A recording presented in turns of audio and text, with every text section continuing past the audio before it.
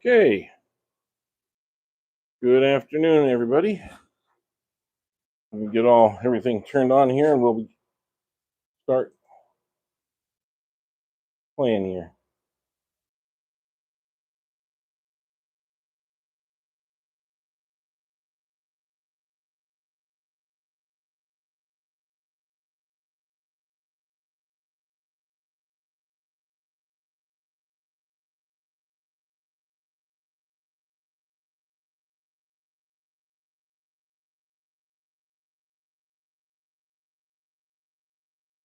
Here we are. Hello, folks.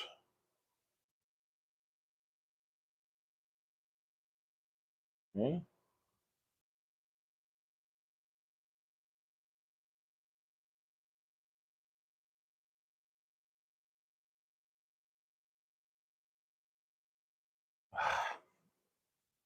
Sometimes this thing's really a pain.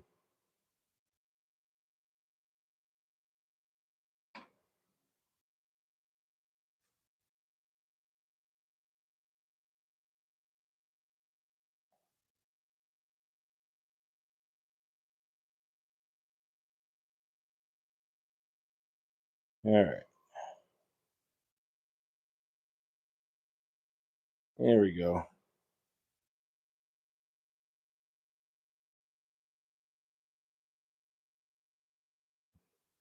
One watching right now, and that's me. Okay, guys. Let's make sure we're turning okay.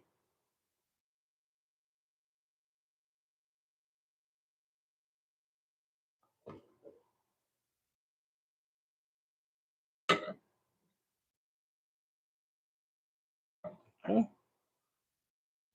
We'll wait for a few people to get in here. Good afternoon for those of you that are here. Please feel free to go ahead and hit the like button or subscribe if you haven't already. This does let you know that we're here and we're on and we're available and that we're live.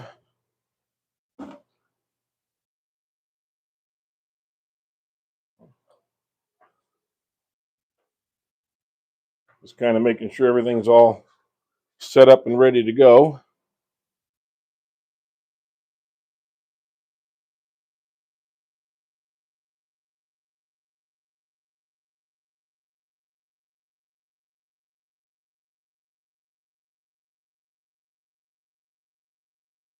My wheel seems to be a little stuck here. So let's see. Hope it's not. Wave my hand. Make sure it's not stuck. Okay. If somebody in the comment section could let me know that you're hearing me okay, I'd appreciate it. Don't be afraid to write in the comment section. It's open to everybody.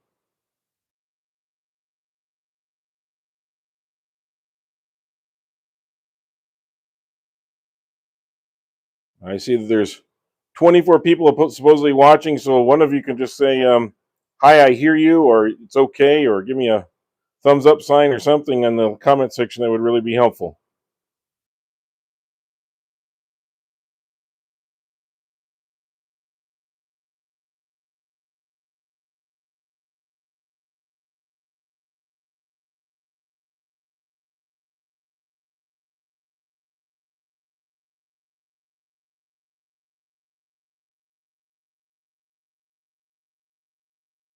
Okay.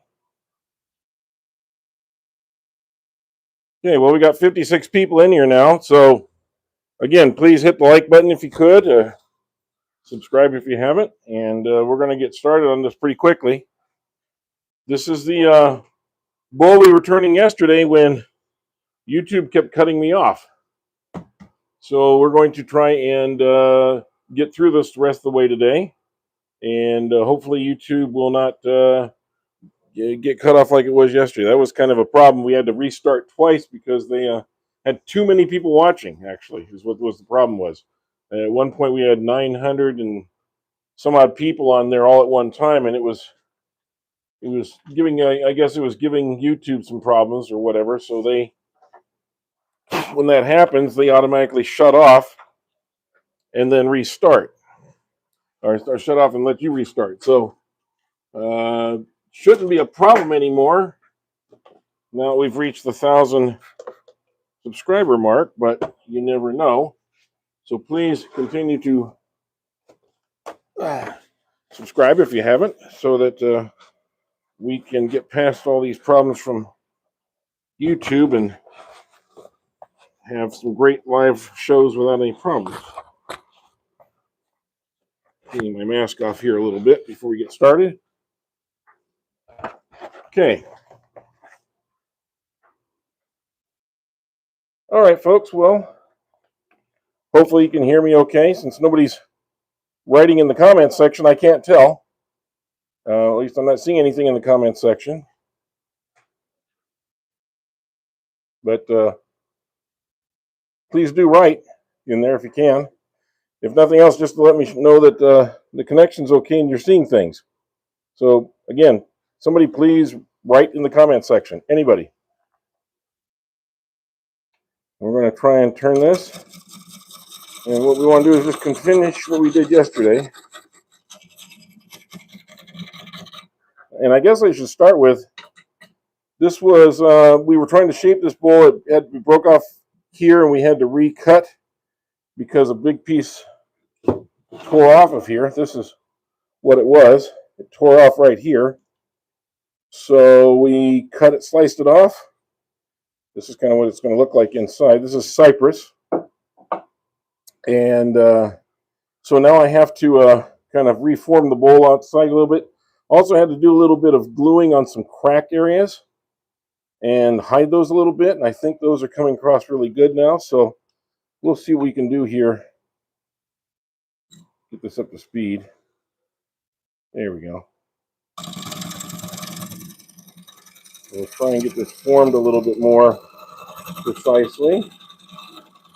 And we can move on to sanding and get on the inside.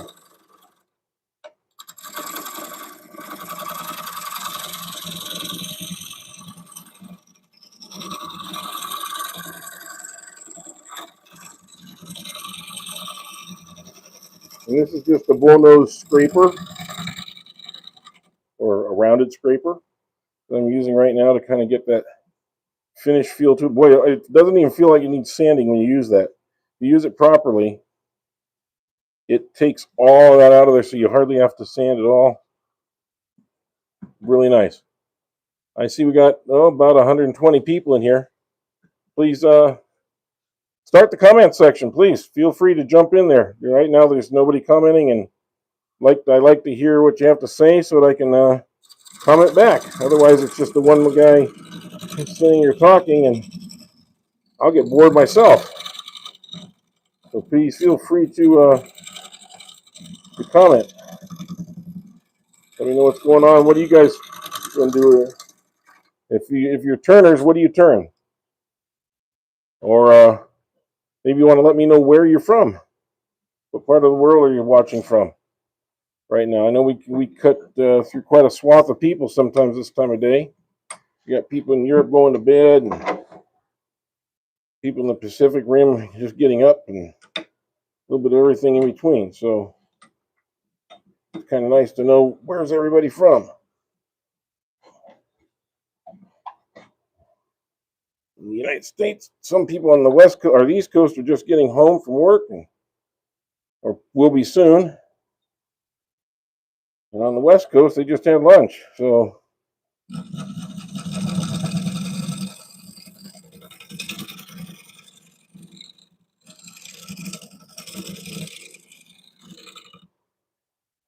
okay, that looks good.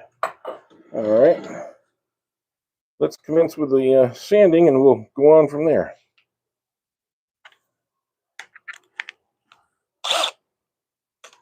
Let's see. I'm going to turn on this dust collector fan here. And light too. There we go. And hopefully that doesn't sound, that's not too bad. You can still hear me okay.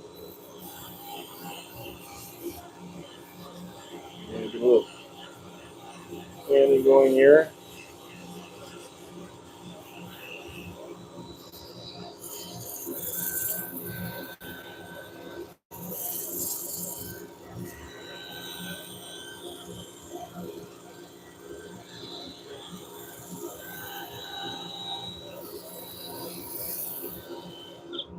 Okay.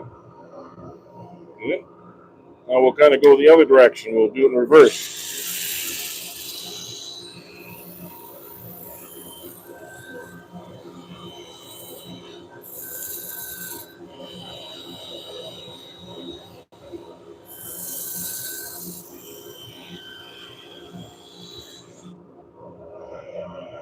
Okay.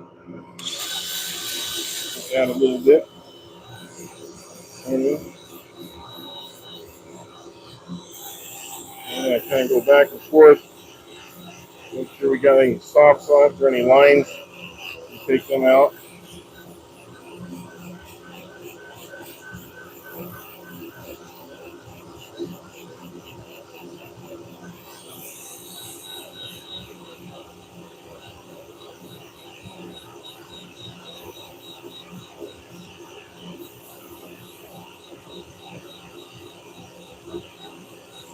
Here.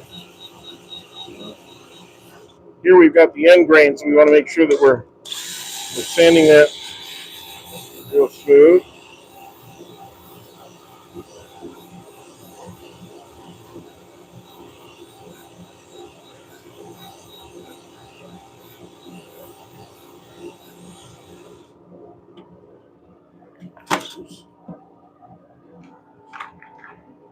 I'm going to check something here real quick.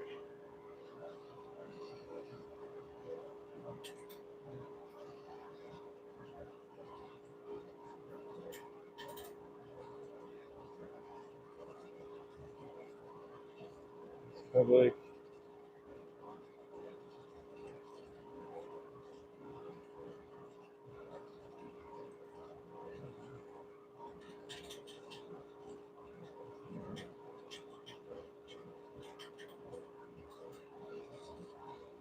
And we're going to say the recording date is today. And just want to make sure the comments are on here because I'm not seeing any comments from anyone. I want to make sure that you were all on there. So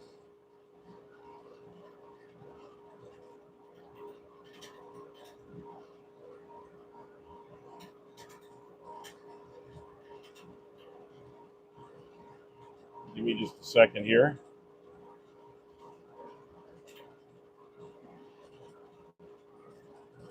We'll get back to it here. Okay.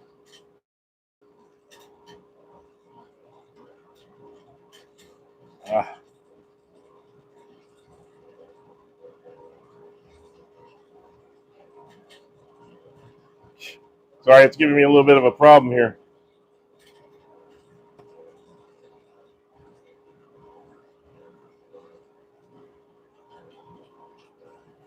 Okay.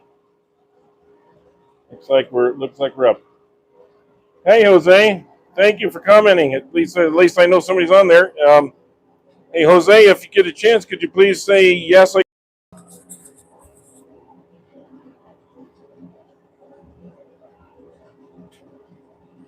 Or say it in Spanish.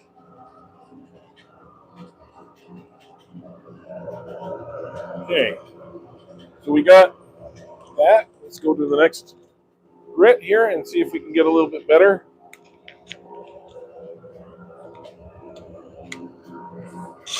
Whoop.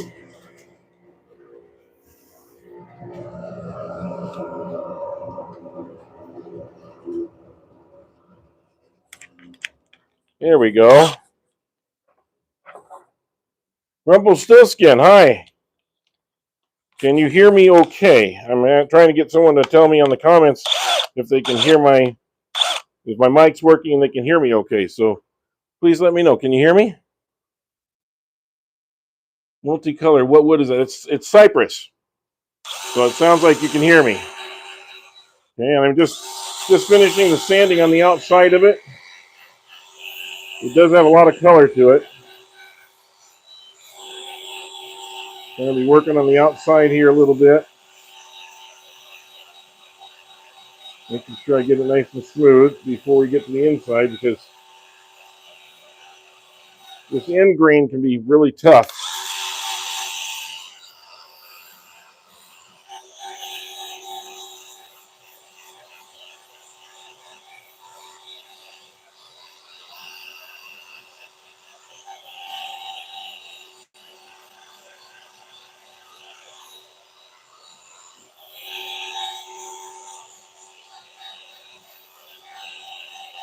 This live kind of came up quickly because of all the issues we had yesterday, where YouTube cut us off 3 times actually. The third time I actually finished, but I had to keep rebooting because they kept cutting off our video because we had too many people watching.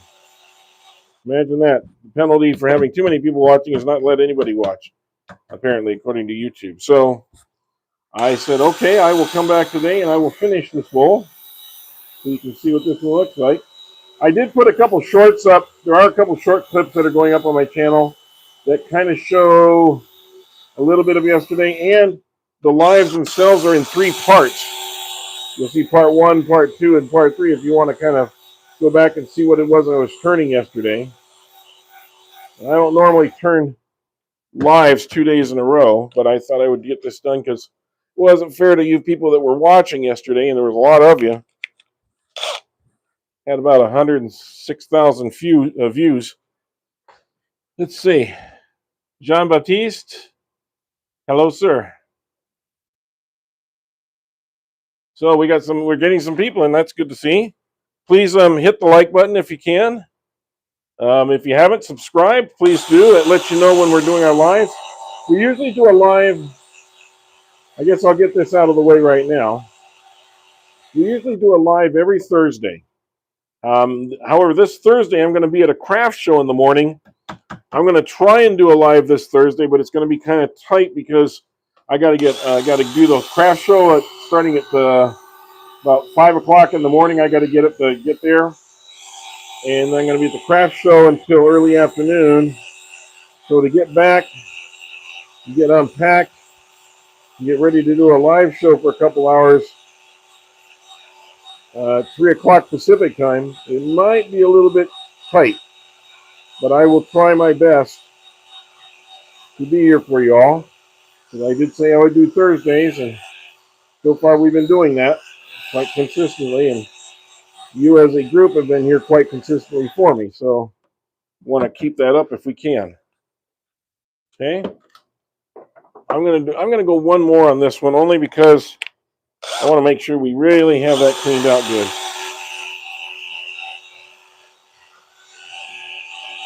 I don't usually go past about 240. This is 400, I think.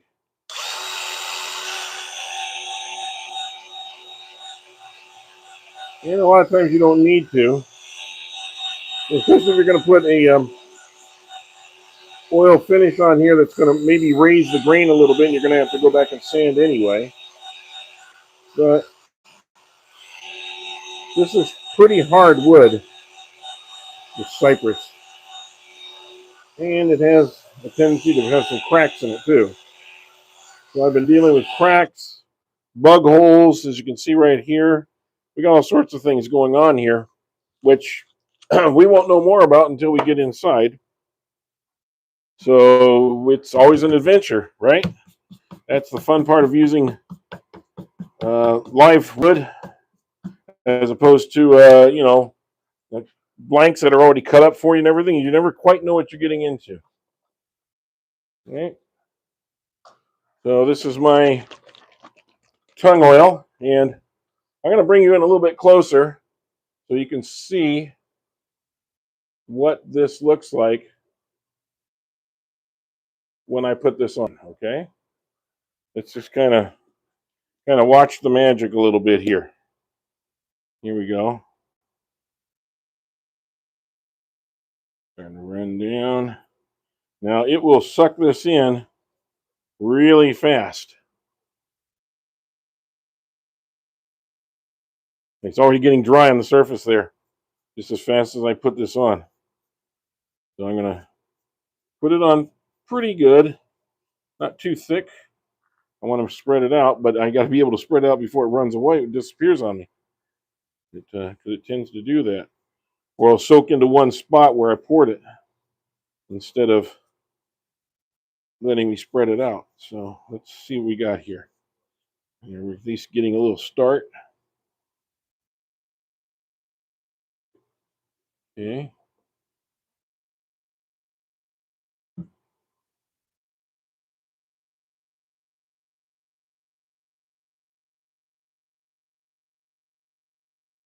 Get this out of your way. You can see. What do you think of that? That really pops, doesn't it? And that's just the first coat. We're going to let that soak in for a few.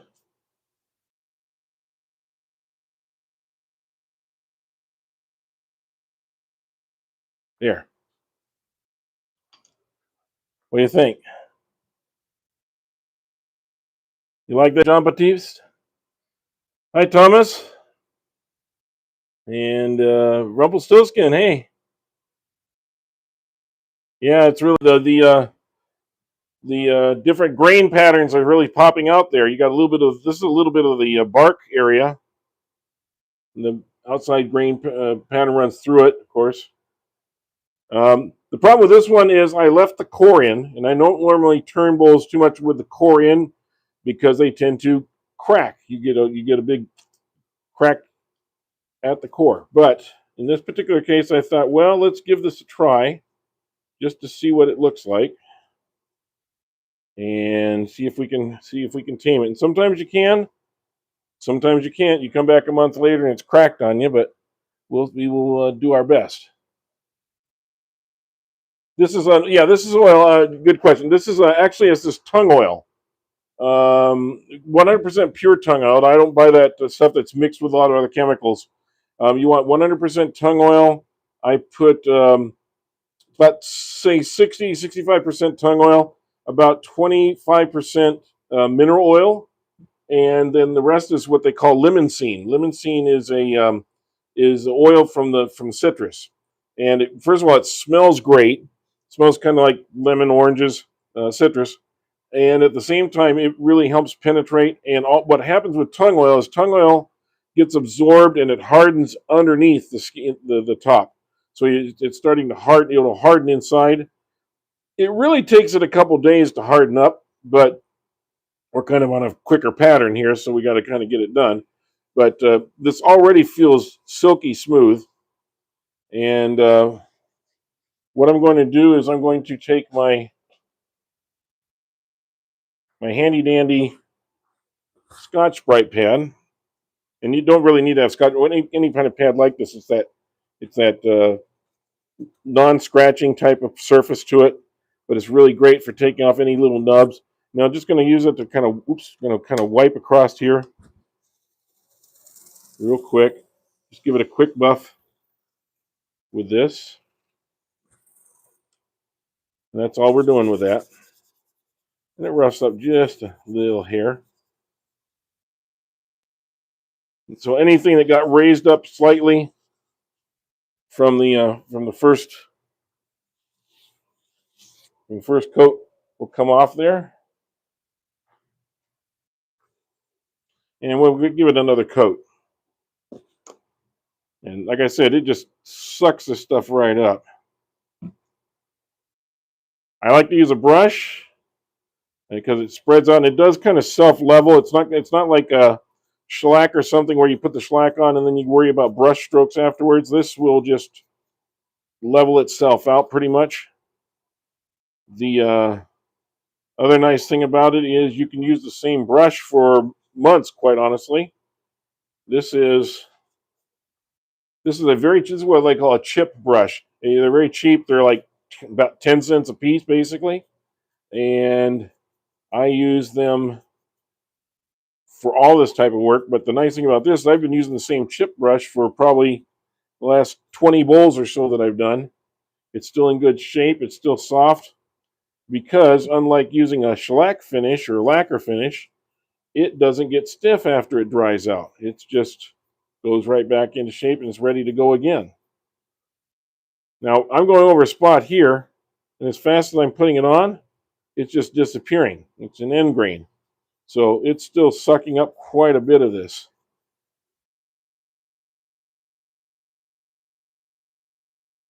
But I'm going to 2 coats for now, and we'll go back and we'll give it more coats later when we're done turning. I just kind of want to get it into the wood and get the wood kind of tightening up and getting a little stronger so it can hold up better when we're turning. I'll let that go for a minute. So what else we got in here? How many coats of the finish? Well, so far I'm going to use 2, and it is tung oil is a food grade substance. It's not going to harm anybody. But if you are concerned, you can always go back over with beeswax, kind of seal it. Also, beeswax is a good sealer, and you can do that every few months. But the idea of the tung oil is for it to go inside the fibers and harden inside the fibers, not so much on the surface. And like I said, usually you can put 1 coat on, let it sit for about 20 minutes, go back and wipe off anything that's excess, and you're done. And you do this, make 2 or 3 coats. When it stops absorbing in, you're done. Okay? So it could take 2, 3, sometimes 4 coats before you're finished. It's just going to continue to get a deeper look to the appearance. Okay? So, and tung oil is not cheap, but it's not very expensive. I don't like getting things like Danish oil or things that say they have tung oil in them because they generally put a lot of things that you don't need in there. And that kind of gets in the way of it doing its thing. I want it to do its thing. So, do that.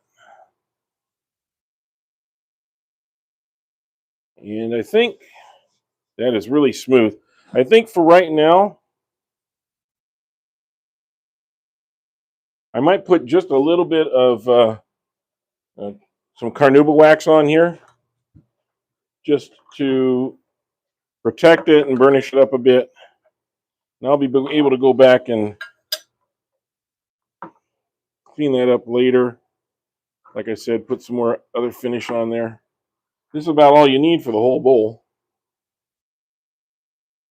That's why these waxes last you forever, because you really don't need a whole lot. You're just getting in all the pores, giving the surface coat kind of a coating. Circular motion, just like you do on your car, kind of gets into all the little fibers. Oops, don't want to drop that. There we go. And if you just keep your wet towel in there, or wet little piece of t-shirt or something, a little cloth in there, it'll stay wet for years inside the container. For those of you that were watching yesterday, you probably saw the little trick I said about a company that went out of business, and their carnauba wax is now worth a lot of money compared to what it was. But this is important. This is tree wax. This is a different brand, and it works really good too. And again, it'll last you probably most of your life, quite honestly. You see how little I had to use on this bowl. And I'm going to let that soak in for just a minute. Please, if you haven't already, please hit the like button and subscribe if you haven't. If you subscribe, what it does is it notifies you about our lives and other things. And just kind of makes it easier for you to find out what we're doing.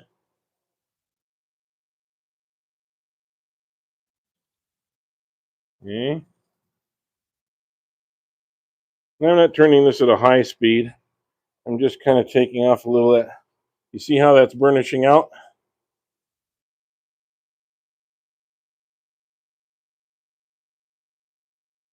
There we go. Oh yeah, that feels like a nice hard finish, and it's a not a polished finish right now. It's just a kind of a dull finish. You can buff it up later to more finish. I'm not going to do that right now because it's going to get dusty and sandy and it's going to get more messed up than it is. So that's not an issue right now. Okay. So next step is to take this off. I already checked my indented miter tenon, or miter tenon. It's a little bit deeper than I normally go, but I think it'll be okay. And hopefully it's flat. I think it is. There's a little bit of, we'll see. I'm going to put this on my chuck before I take the faceplate off, just to make sure that I haven't missed anything on here. I'm going to mount that.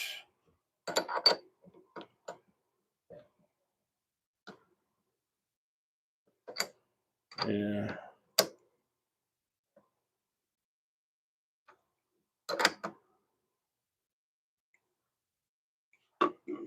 And we'll turn it down low and we'll see what it does. Oh yeah, it's running pretty true. Yeah, that'll be fine. That'll be fine. Okay. So I'll get the screwdriver, or drill, actually. I don't use screwdriver. And let's see if we can get this out of here.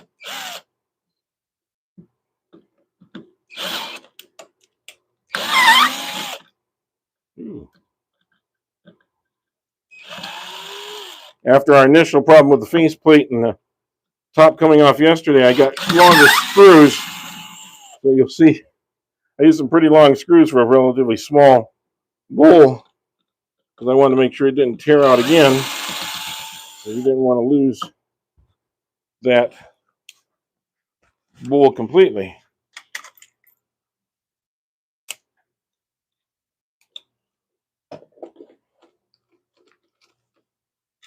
There we go.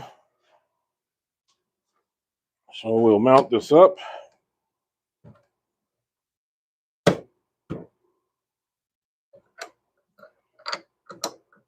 You want to make sure it's seated properly against the bottom there, but you do not need a big or deep miter. You just need about 1/8 of an inch or so. That's all you need. About this much. And you need not over torque. You don't want to over torque it either. I'm going to pull out just a little bit here while we do this part.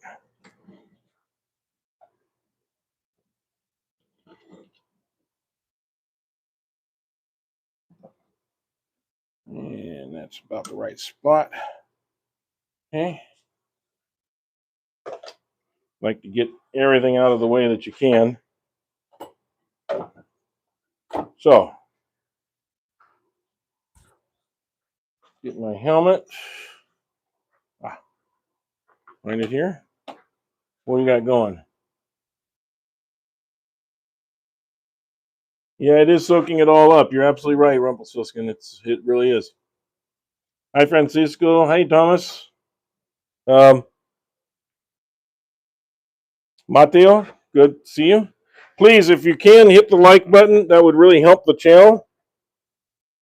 We appreciate it. Hit the like button. It lets YouTube know that you guys are watching and that you're enjoying what you see. I think I'm going to do something a little different this time with this one. I'm going to use, oops, use this.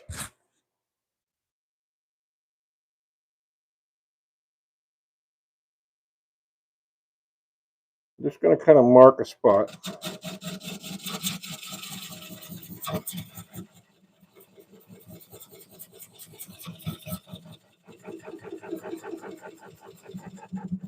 And it doesn't have to be perfect. We're just marking it.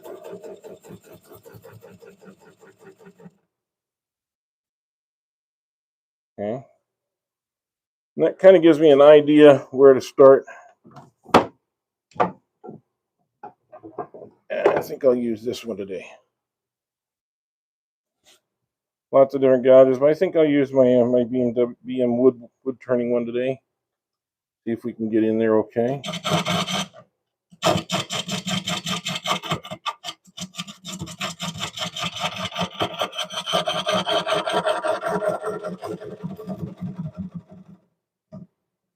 Okay, that needs to be brought up just a little bit.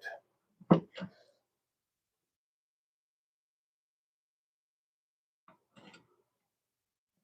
see if that works a little better.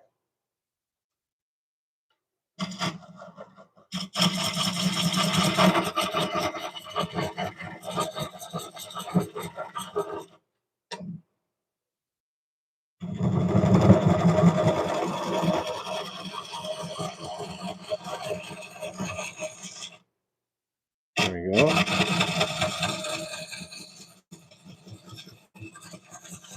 And I will kick the speed up here in just a minute. I just want to make sure that we're rocking and rolling properly first.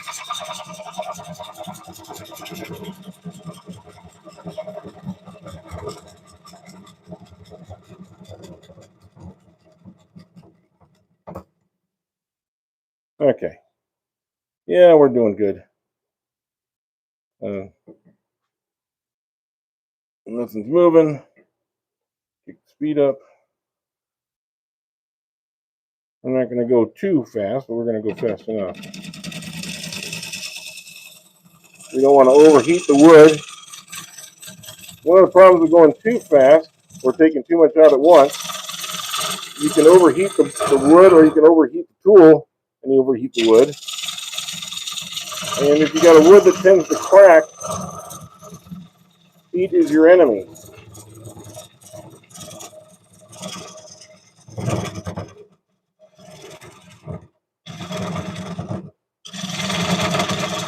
A little bouncy on me here, so I'm kind of keeping an eye on that. So we get a little further into the bowl.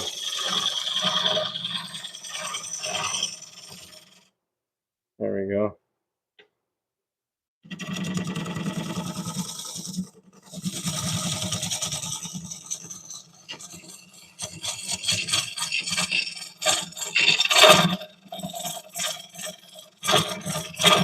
I want to have it grab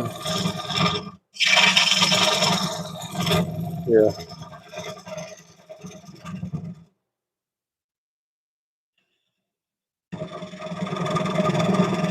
Kind of going over those screw hole areas.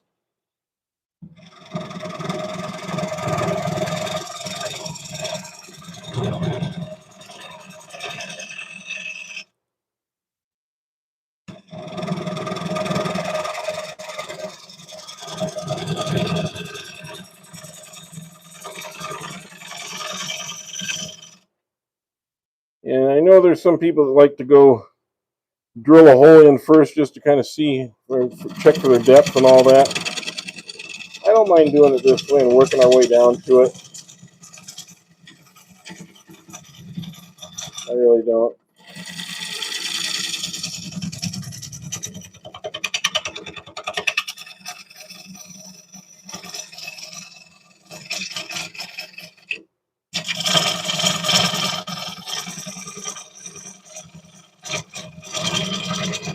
You see, part of what we're getting here is we're not getting nice curls because of the way the grain is running. We're getting small curls, but then they're breaking off, and they're breaking off with every hole that we hit also. So it's kind of tearing out more than shredding out. That's why I'm being a little bit careful. If I was getting nice curls, I'd feel a little bit better about it. But we're not going into side grain. We're kind of cutting across the grain. That's kind of what we're doing. And we're also coming up on the pith. This is the pith right here. So there could be some tear out. There could be some softwood that pops out there because the pith is the core of the wood, and that's kind of where all the moisture is. So I need to start being careful there as we get into that. Now see, when I'm turning this part, I'm getting much better curls. Yep, see? It's fighting me though as we go across.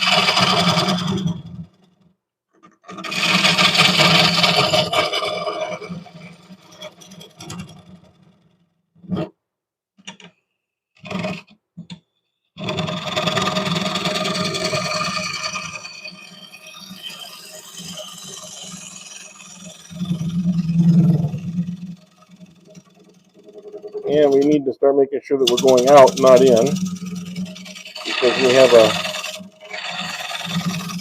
interesting shape to our bowl here. Our bowl comes in and goes out on the back end, so we need to make sure that our angle is not going into the middle, but out this way. So I'm going to try and implement this a little bit in here. It's a little early to be using this part, but I get it started in here anyway.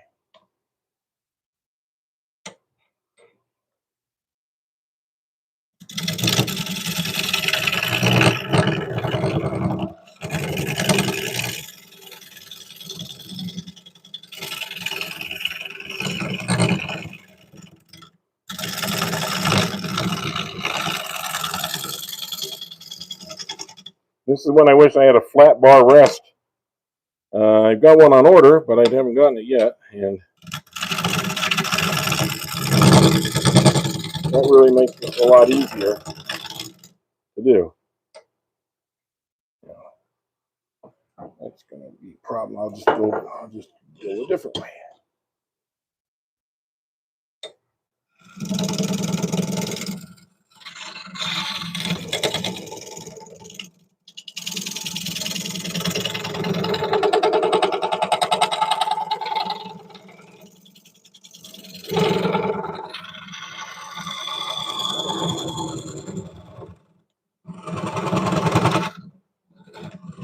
I love using scrapers.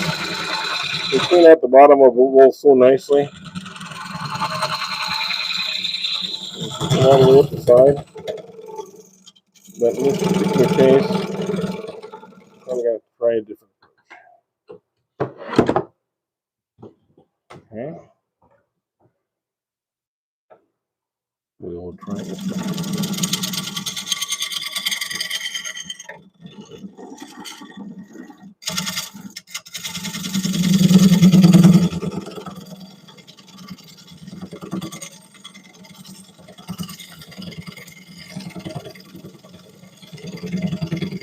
There we go.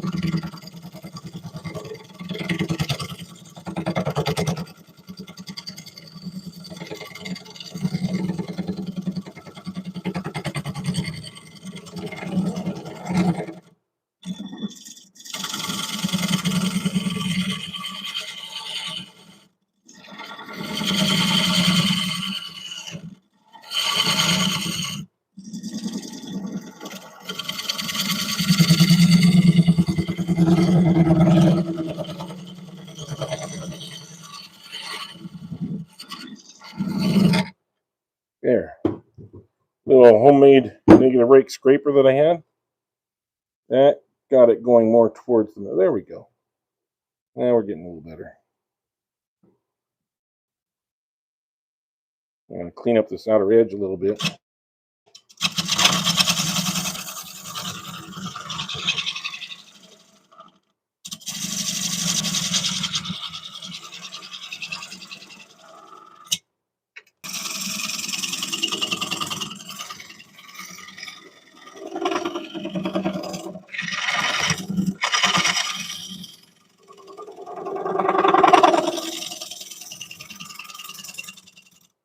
There. I don't know if you can get you in there a little bit more. Maybe you can see. Turn this off.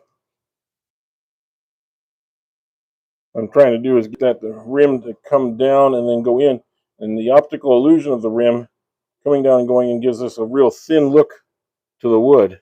See here? Looks like it's hardly there, even though it's actually about this wide right now. So that optical illusion helps you when you're finishing this, because obviously I can't go that thin all the way through. It'd be a pretty tough turn. But at least this way, and again, I always want to check, okay, make sure everything's staying on there good. Okay.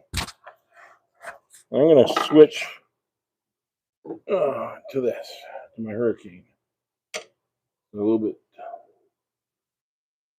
That should work a little better, I think.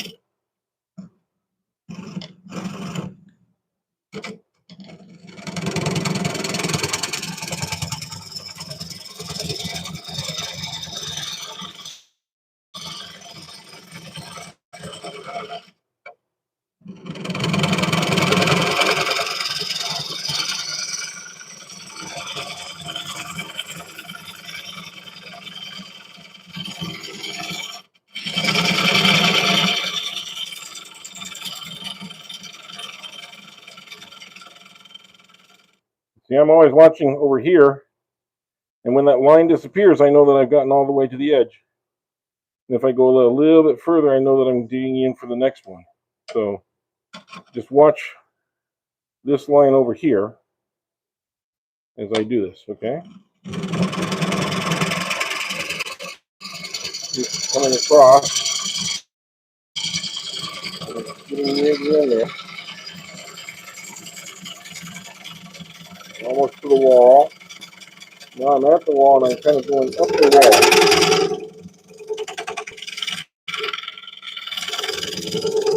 It lets me know that I'm engaging the wall at that point, and I can adjust my hand accordingly a little bit to make sure I'm not going to gouge or get stuck. And it still happens, but at least it gives you some good idea and clue. So always watch that outer edge. Same on the top. When you're doing the outside, you always look at the top. You don't look down here where you're turning. You look up here. So who's in here now? Hey, Michael.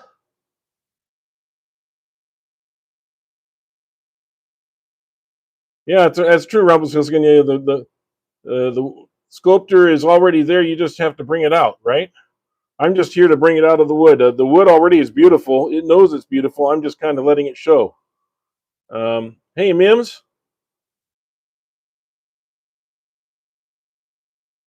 Good to see you, Mims. I appreciate it. And yeah, please again hit the like button. Uh, let's see if we can get a few more subscribers. When you subscribe, it lets you know, it notifies you when I'm having my next live. And as I was telling you guys a little bit earlier, it's going to be a tight fit for my live this week because I'm going to be at a craft show all morning. I got to start about 5 in the morning, and I'll be at a craft show until about 1. Then I got to pack up, unpack here at the house, and get ready for the live at 3. So it might be a tight fit, but we will do our best because you guys do your best to try and be here. I should try and do my best to follow through. So I'm going to do everything I can to meet our commitment.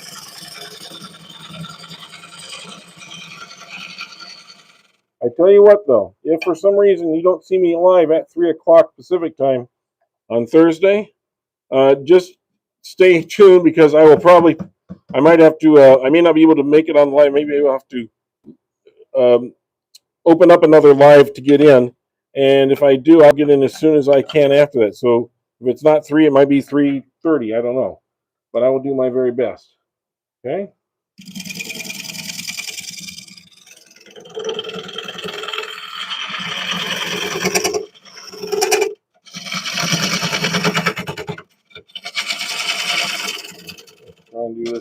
feather this in.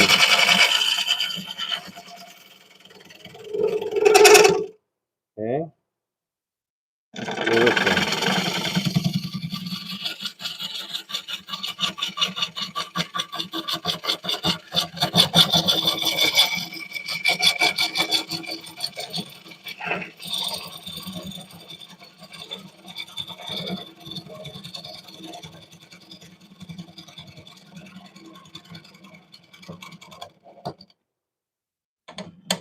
Michael, I appreciate you coming on. I know you said you were driving earlier. I hope it was pick up some of those whiskey barrel staves that you were talking about. That'd be good. Now, see, we're getting through the pith. Color's changing again. I can line it up where the pith is right here. And know I'm getting just to the bottom of the pith right now. So we're going to get into some different kind of wood again.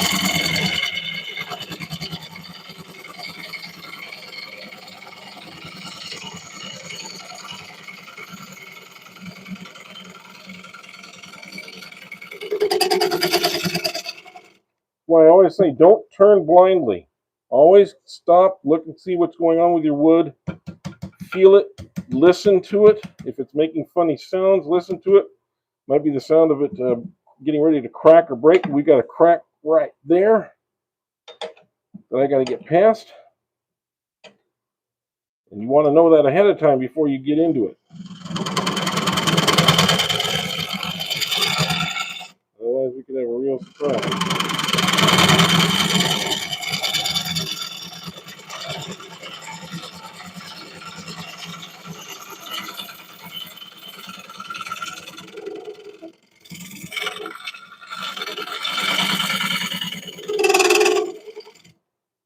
Okay, I think we've just about, we're pretty close. Got to get down a little bit more here to get to that outer bell piece, and then I can start coming back in a bit. Until then, I have to keep going inward, outward here, I guess.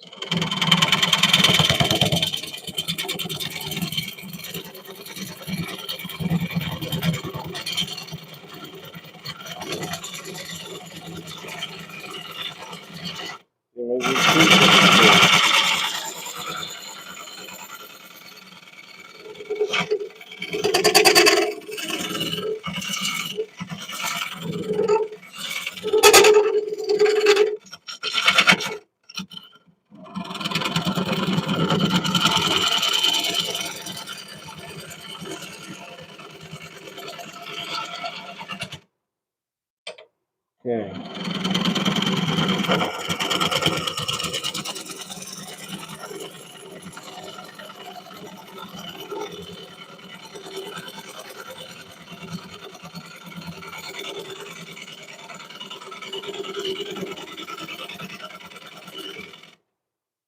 I have to get that cleaned out a bit before I can do more.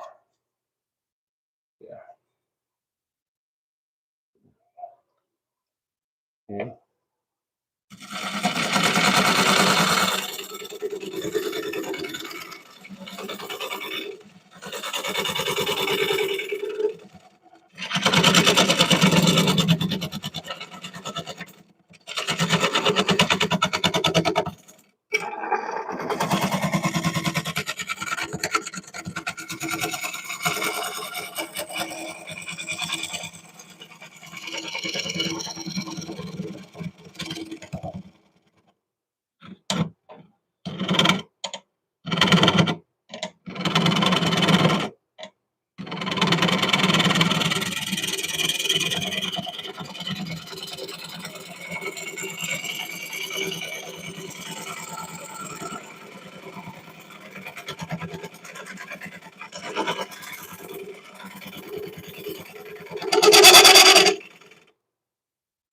Okay, now I got to start refining those sides before they get out of hand.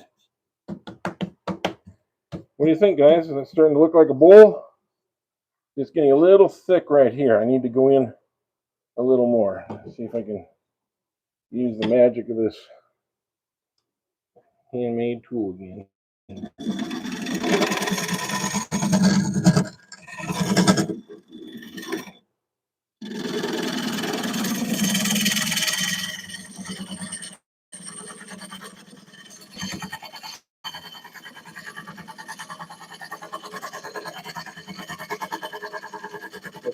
can follow the cut of this on the right hand side as I'm going in.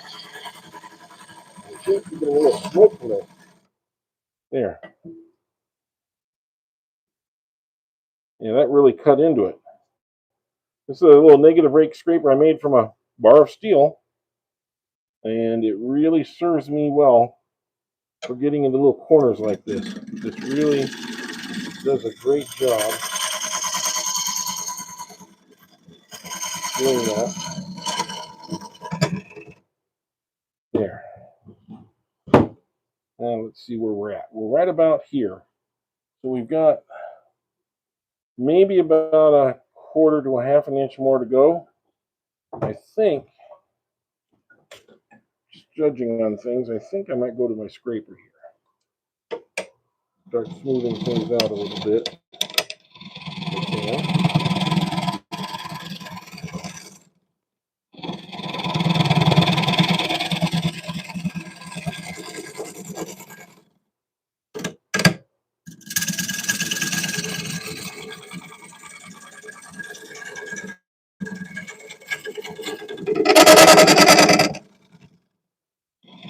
I'm going to do a smaller one for the corner part.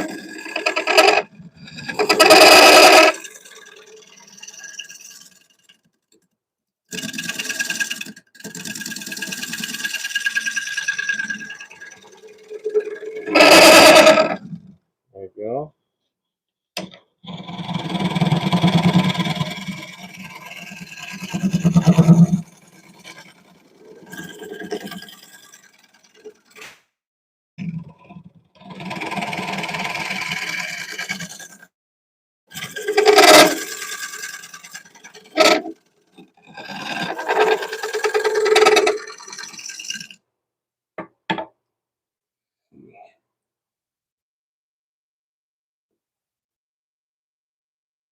Coming up just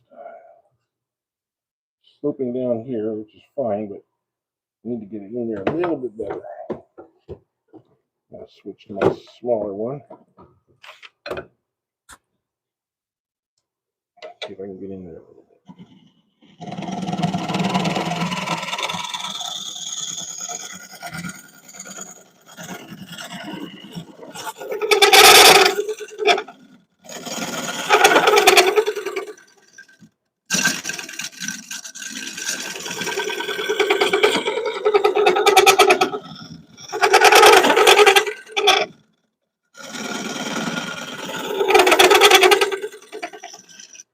And that you have to do a little bit by feel. A little bit of that is by feel. And I'm going to try and straighten out the bottom there just a little bit.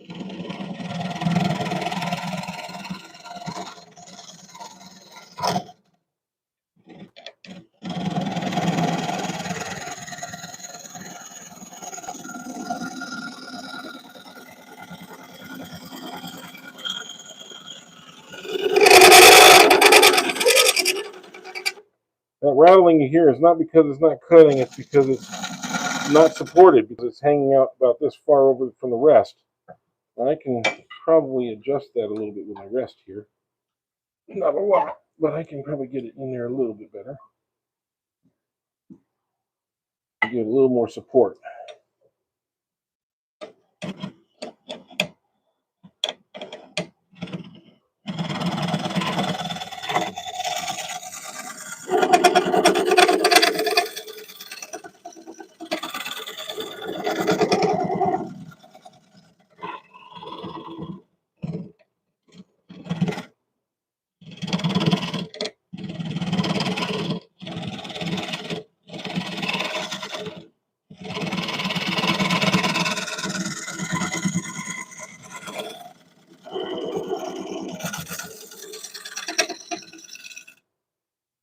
And let's see how that works. That I can sand off. There. What do you think, guys? Is that coming along? Think it looks good, Rumpelstiltskin? Okay. I'm sorry, my head was in the way there. I had to kind of look in there more than I usually do. but hopefully you can see in there now. Now, I got one little thing here. I've got a nick that was actually from the saw. You can see it right here. And I'm kind of deciding whether I wanted to fix that or not. I think I can fix that a little bit. And see if I can find my one of the problems when you let your wife in your shop sometimes, they take the glue and they forget to put the cap on it too. Great. So it's one of the fun parts of being a married woodworker is you have to share your shop sometimes. So I'm gonna see what I can do about this. I'm not saying this will fix it all together, but we're gonna give it a little help anyway.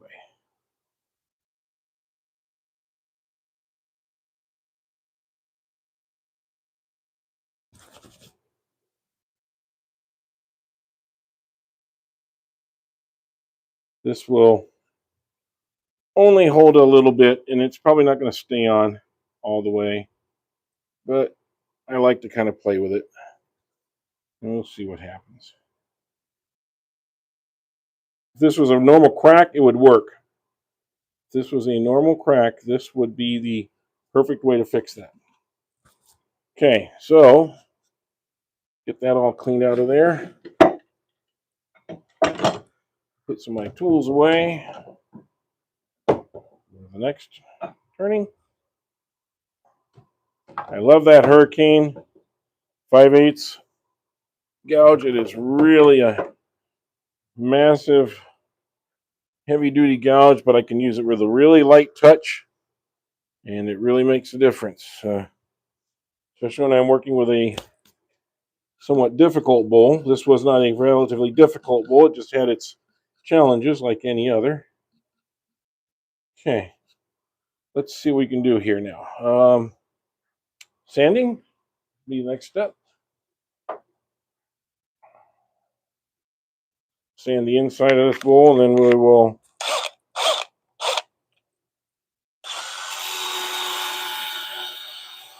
get the center of that sanded out.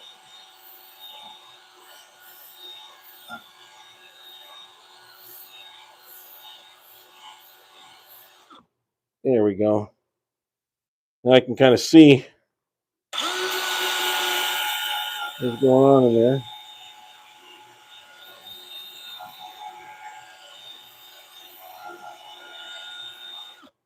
Okay. Now we'll turn this on. I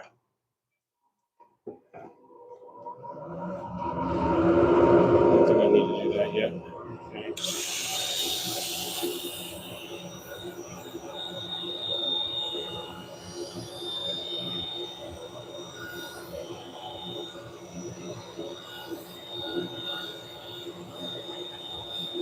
A little hand turning.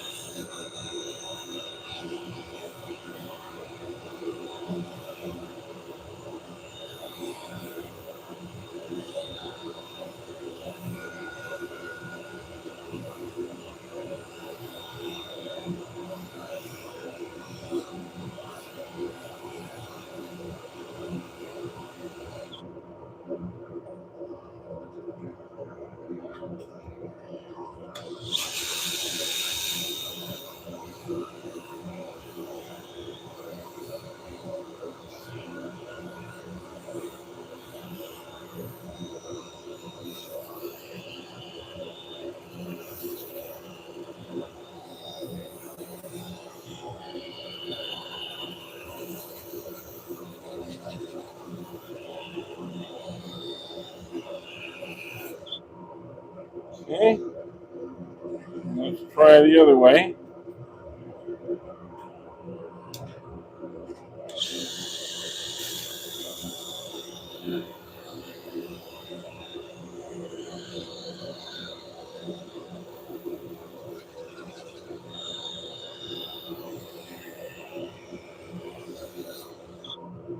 Okay.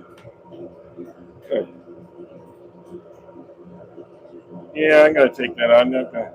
I'll mess with that later. I just wanted to kind of show you what you can do with it. I'll do that later when I'm not sanding because I think that's going to be in the way. That's fine.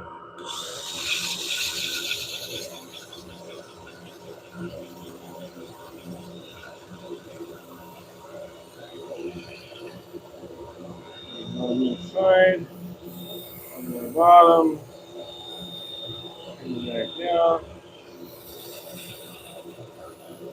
on the temperature, and the outside of the mold just a little bit. There we go. Might even leave it. I don't know. Let's see. Okay, so that's about 80 grit. This is 120.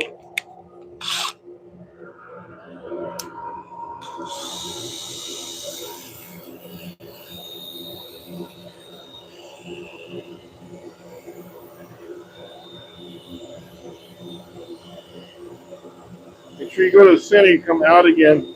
You don't want to stay in one spot too long. I'll tell you, using these with the little tulip edges on it really helps because it really gets into the corners that you can't get into otherwise. Otherwise, this would not be getting that edge right there, and you'd leave that area not sanded. So it's really handy for that.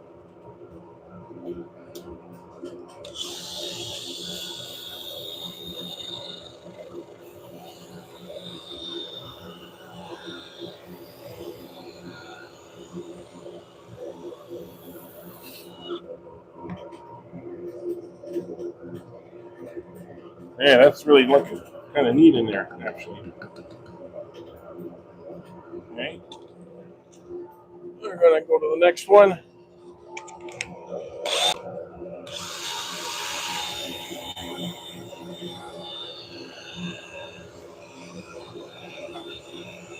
This time I'm not gonna sand it. I'm just gonna go in here with my hand and just hand turn it.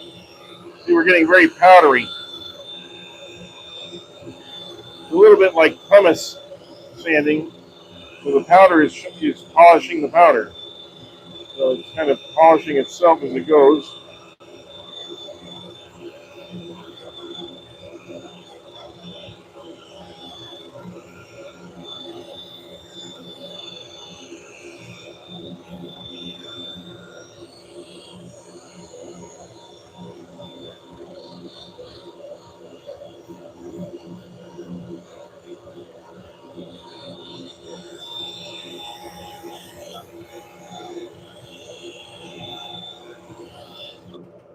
Okay, that's some pretty good powder in there. I think we're going to have to vacuum that out.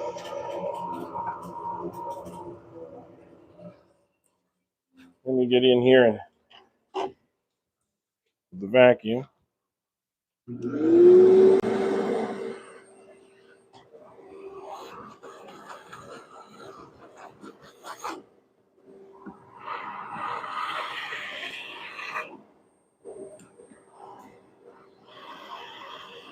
Problem with a vacuum is you have to be practically right on top. Let me look at this. You're barely drying anything in when you pull this out. When I'm vacuuming, I'm right on top of this and it's barely picking anything up. I have to be like right on it. That's what a vacuum does. Dust collector, it can be up this far away and it's pulling air volume up, which means it's taking all the particles that are in that air volume up with it. And that's why a dust collector is different than a vacuum. A vacuum is sucking what's right here. I can hold this like this and it barely pulls anything away. But if I get it down over the hole, and even then it's not really pulling it out of my hands, is it? See? That's a dust collect. That's a vacuum cleaner. Dust collector, whole different ball game. You need both in your shop. You need to be able to clean up your mess, which I've got here. I'll get more of that later.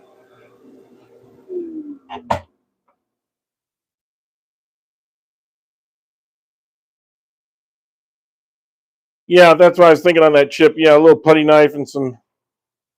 Yeah, I didn't want to. I didn't want to slow me down from finishing the bowl for you guys here. So we'll worry about that later.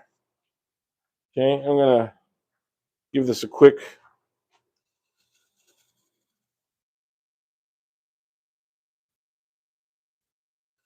kind of brush off any stuff that's in there.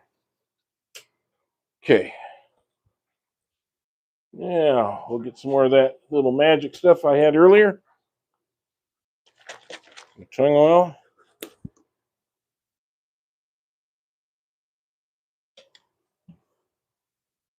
And give it a little swirl around the bowl here.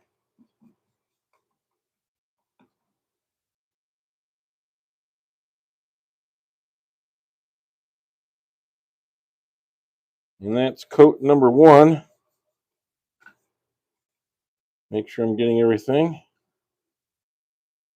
Fortunately, most of the cracks that I saw on the outside, some of them come to the inside, but not enough to ruin the structure. And because we glued them when they were on the outside, that glue penetrated into here and helped strengthen the inside core.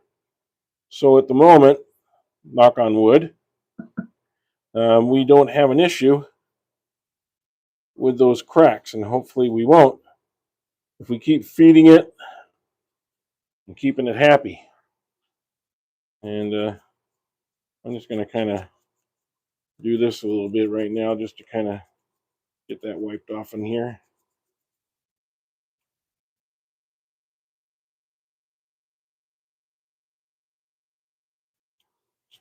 This looks better, obviously, with the gloss finish, I think. So that may be what I end up doing. I may end up using a little spray uh, varnish, or shellac, I should say, at the end. We'll see. But right now, just wanted to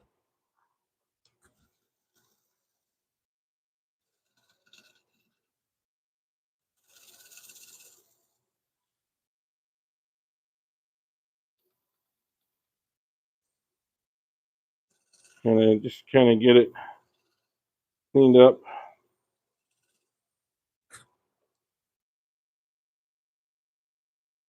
See, when it is a little on the wetter side, it just really pops. You can see the difference between this here, which is a little more of a buffed finish, and this wet finish inside. I think with this particular wood, the gloss finish looks better, but it kind of gives you a way of being able to look at it. You see, it's already drying here, end grain again, but you can kind of see. I'll try and get a little bit closer. There. See the difference between the dry here and the shinier surface here? Kind of picks it up a little bit better. Hi, Angela. If you haven't already, please hit that like button and or hit the subscribe button. I'd appreciate it.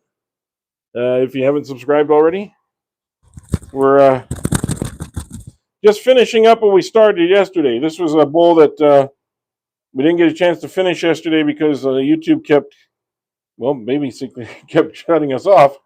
And I thought I owed it to you guys to at least get in here and finish this one off and kind of show you what we were going to end up with. So you like the design of this, I hope.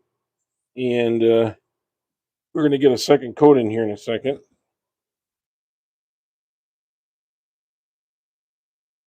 Because it's still sucking it up. I'm going to have to make some more of this pretty soon. I've only gotten about 20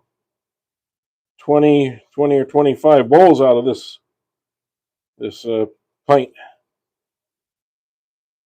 It goes a long way. You don't need a whole lot, but you do need to saturate it a little bit if you want to get a good finish. So it's kind of like, how much do you put on? People asked earlier, and the answer is until it doesn't want anymore. That's the answer, until it doesn't want anymore. When it's all done soaking it in, then you can say, well, I think I'm finished. And then you decide if you're going to go on to do a wax or a spray finish or something like that on top. Now, as you saw earlier, I put the tree wax on there, so I don't expect this to penetrate much at this point. It's more going to be on the surface right here. But because I did buff it in, it does buff into the wood. And I'm just going to let that sit on there and harden just a little bit. And we're just going to talk for a couple minutes. So if you guys have any questions you want to ask them in the chat section right now. And we will try and answer it for you. We do have a friend who's coming up with a live at in about 2.5 hours from now. And that's 77 Rockets. And I hope you'll give him a shot and take a look at what he does. He does a lot of turning. He likes to do a lot of bowls with tops on them and some pens and so forth. I don't know what he's turning today. But hey, LJ, good to see you. Yeah, you like this cypress? Unfortunately, I'm getting to the end of my cypress load here. So, but I'll show you what I do have on hand. And this is something I've been thinking about.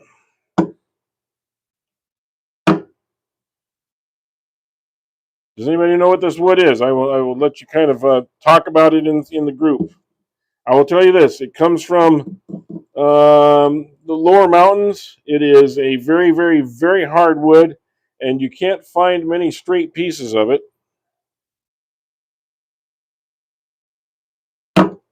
And boy, when you do turn this, you'll know just how hard of a wood it is. It turns almost like a desert wood, with where there's a lot of dry soil, so it doesn't have the open cells. It has very closed cells.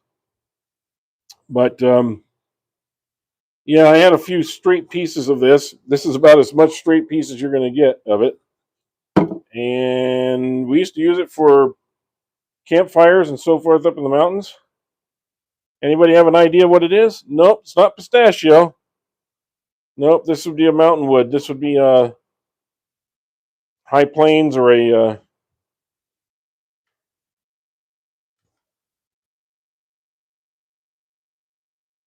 I'll let you just kind of percolate on that a little bit. Starts with an M if that helps. And it's rather reddish, usually. Anybody have an idea?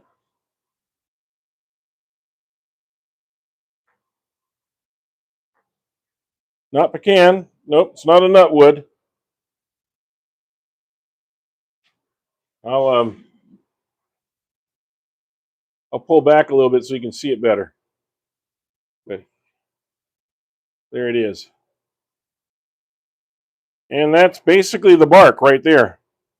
It doesn't really have a real bark. The bark it has on it is just a skin bark, and it's usually reddish. So it peeled away. This is what's left of it.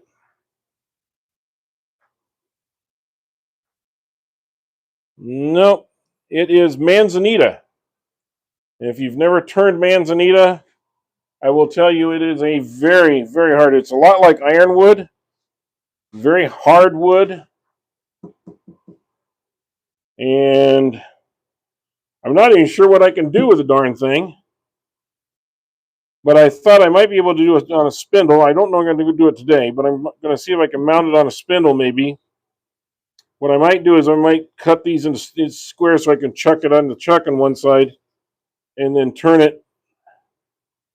And we'll see what comes of it. But I honestly don't know what it would be. These things make great coasters because they don't really absorb wood much, or water much, I'm sorry.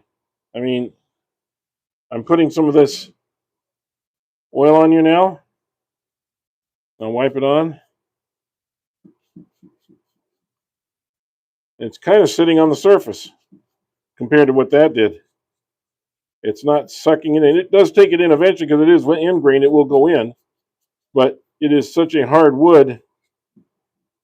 See, it's still shiny. It's not sucking it in very fast. That is a hard wood. And as this dries, it's going to be redder here. You're going to see this is going to be redder. But it's still sitting on the surface here. It's crazy. So, not sure what I want to do with this one yet. I'll think about it. Set it over here. I think it's time to wipe this out.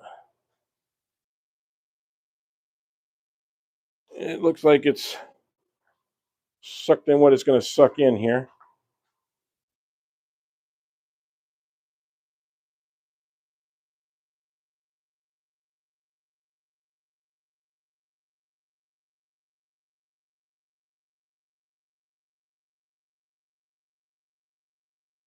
And this is just going to give it kind of a warm look right now.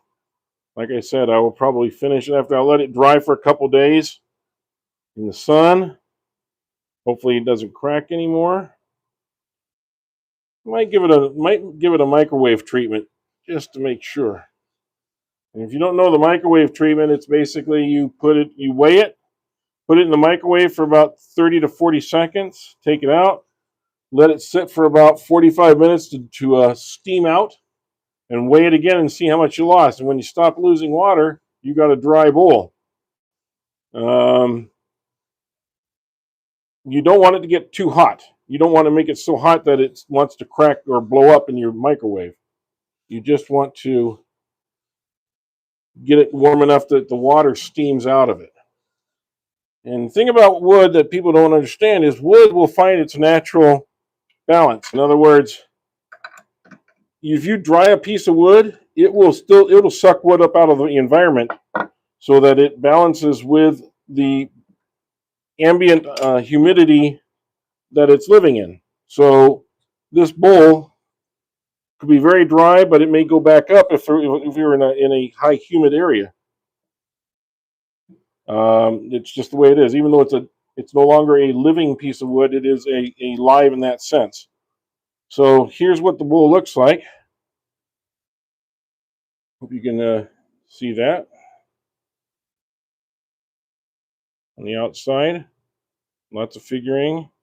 Inside, I like this right here. I like that little feel. This is super smooth feeling on the inside.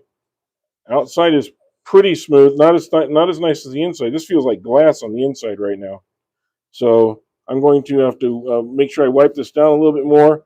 Like I said, I may give it a gloss finish at the end. What do you think? But it's already pretty shiny on the inside. It's the outside that's lacking just a little bit. So we'll see what happens then. What do you guys think? You got an angry? Well, yeah, you might want to have a shot. Go out to get one of those ones they make for college kids to use in the dorms. They can get it for about $69, and plug that in and keep that in your shop, or go get a used one at a yard sale or something. That's probably your best bet. I wouldn't use the $500 microwave you got built into the wall in the kitchen. That's probably not a good thing. But good point, LJ. Yeah, I understand that completely. So we got a bunch of people in here watching right now, and I would say, if you can, please hit that like button again. Like I said before, it does help the channel. I really do like that luster look inside. I think that's really going to do well. This probably will sell. I'll have to sign this later on. I'm going to set it aside for now. So coming up on next Thursday, I have a couple questions for you. And I do have a couple other pieces I can turn, but I got a couple questions for you. I have some big pieces, and would you rather see a big piece turned or a small piece turned?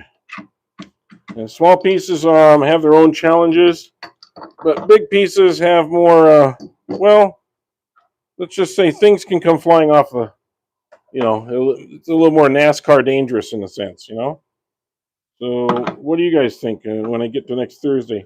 I've got some nice big dish pieces I want to do. I got this. This is my small piece of sequoia, and I want to turn it. But I've got a bigger piece. It's taller. It's wider, and it's going to be more of a platter kind of thing, I think. I don't know if I can lift it up to bring it over here. Here we go. It's pretty good sized. So, what about this one?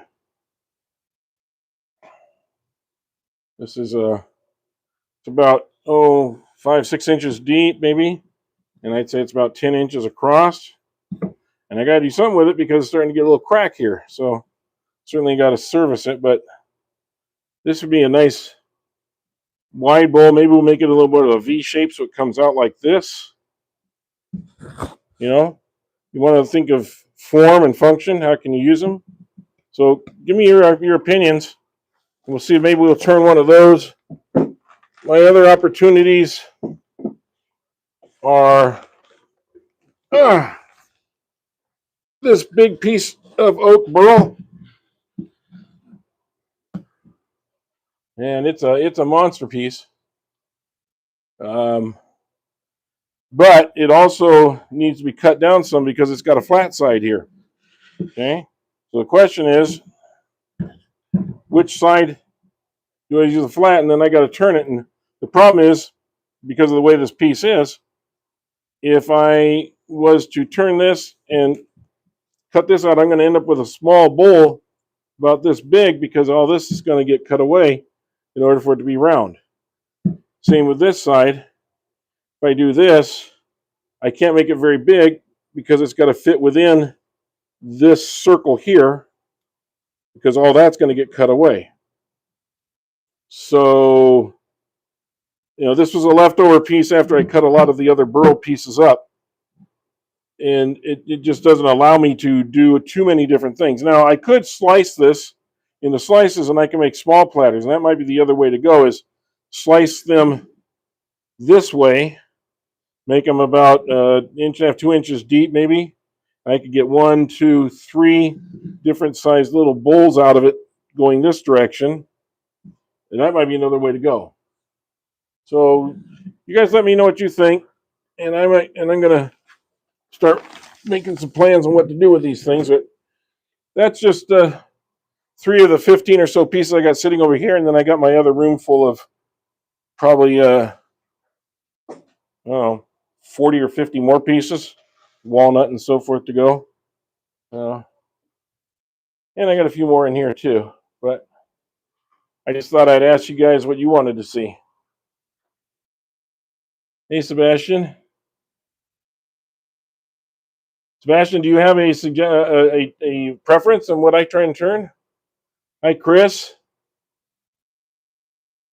And Nicola. Matthew. Hey, how you doing?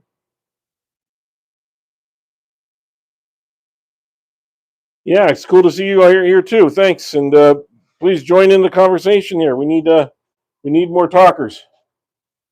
So, okay, we're gonna finish up with this one here, and we'll just kind of make a quick run of this one, I think. This is another piece of that Jeffrey pine. But this is the bad part of the Jeffrey pine because this has the pith in it, and I didn't want to keep the pith. But I thought, well, it's a small piece, but maybe I can make a little something out of it. I got a craft show coming up, so I'm trying to get some of these smaller pieces out of the way. And we'll see how this turns. There we go. Nice thing is it doesn't weigh anything, so you can turn the speed up on it. And again, I'm not a big fan Oh, good. You're good to see you. You're good, Matt. I like to turn the speed up a little bit on it and get jumping on it. Let's see. And we'll use this big boy. Okay. All right. Let's make some dirt.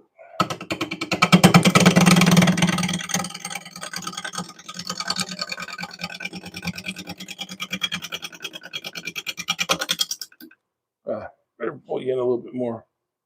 Oops. There we go.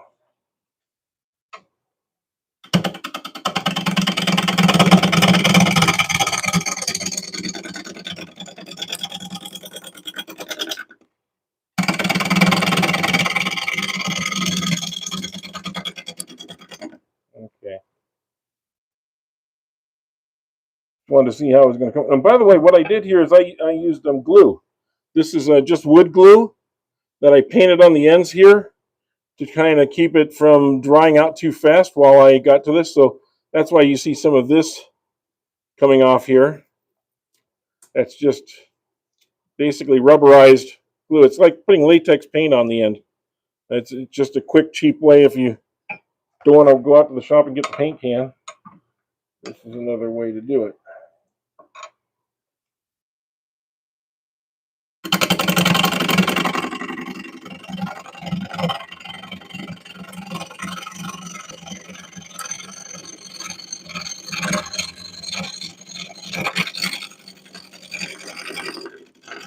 What came off there, I think, was that extra branch that was coming out the side.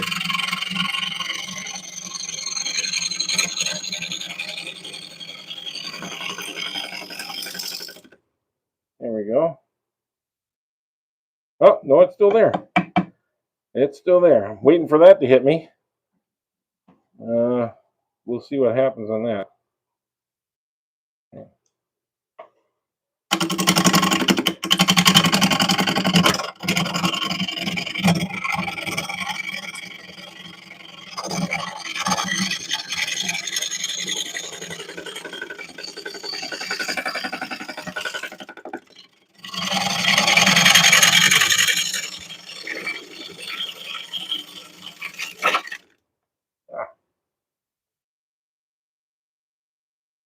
That's really rough. But we're getting there. We're getting there. Just go ahead and take that little thing off there. Yeah.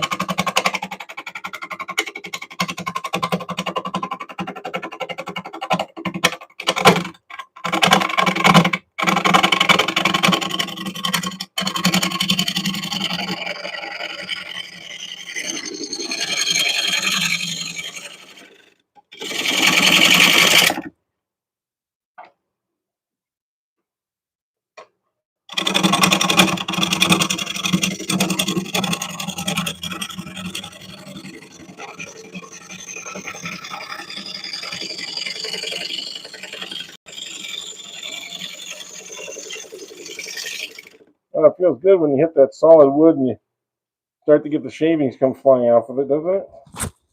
That's kind of the fun part. I think I'm going to level out the bottom here just a little bit before I go further. I can kind of get a visual of what I'm doing.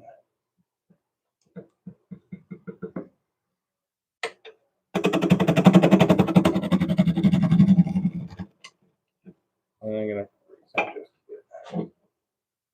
Oh, no wonder.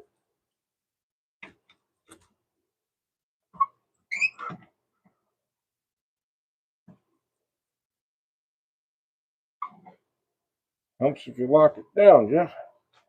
There we go.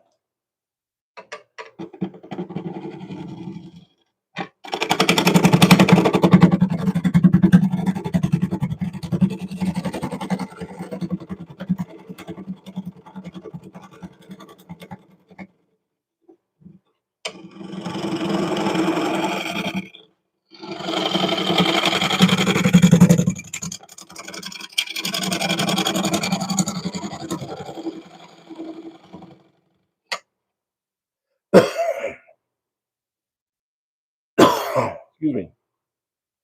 Okay, well, there's where that knot was. It's not a knot anymore. It's not a piece of wood sticking out anymore. And if I do a gentle slope up, let's see.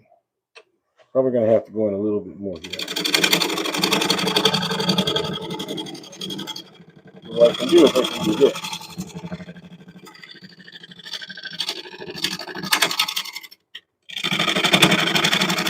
I can take the teacup approach to things.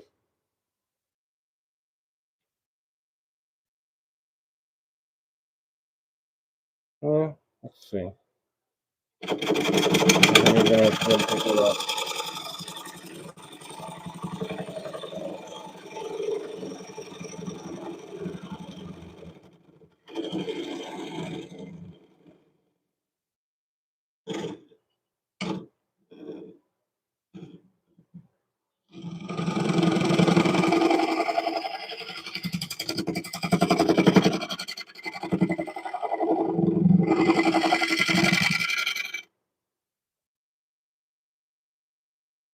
Yeah, getting a little spark in there. I'm going to have to use a different tool for that. Okay. Let's use a different tool.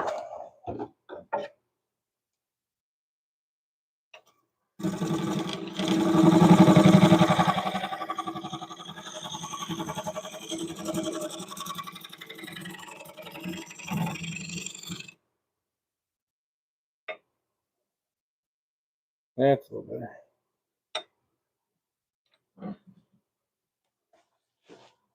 Yeah, okay. That part's good.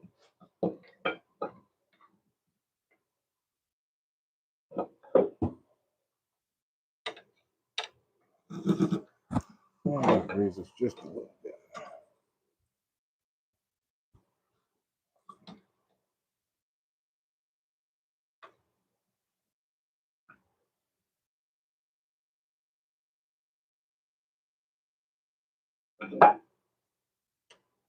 A little high now. Boy, I just can't win. I went to 2 estate sales today. Looking for old tools and stuff. I only found just a couple of small old tools, but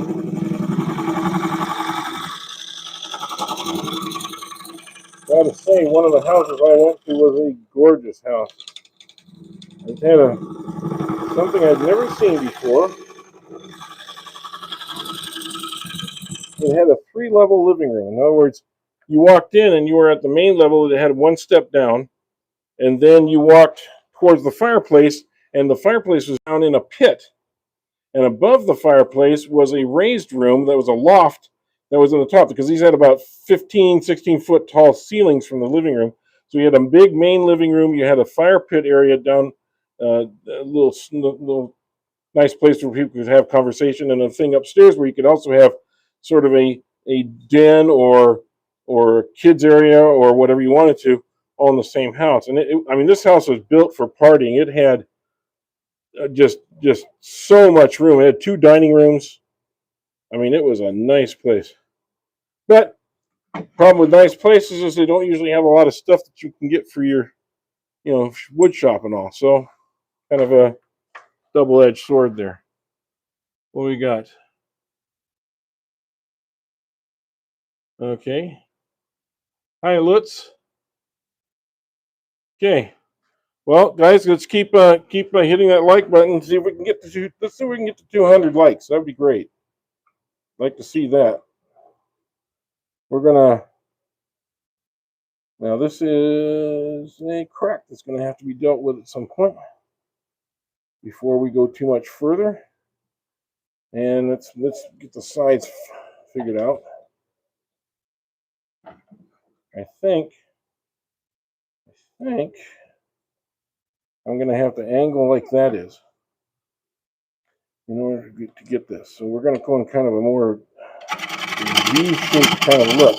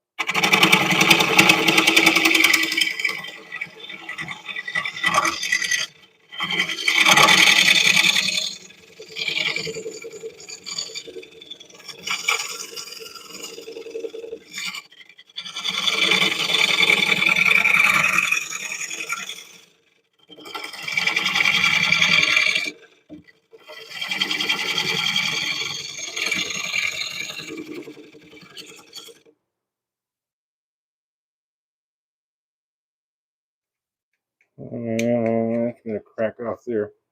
All right, well, then I'm going to have to go all the way up.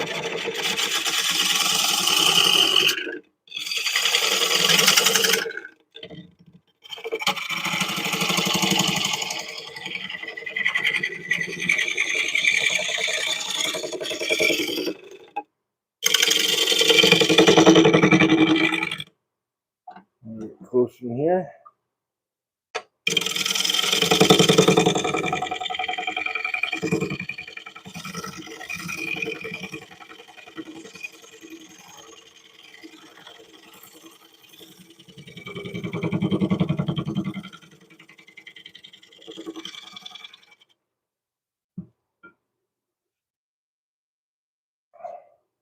See, most of that crack I was talking about kind of went away here.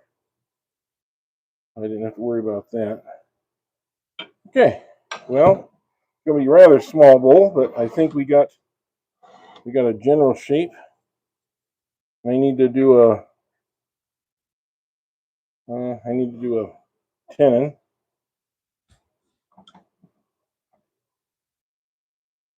And we'll do that right about here.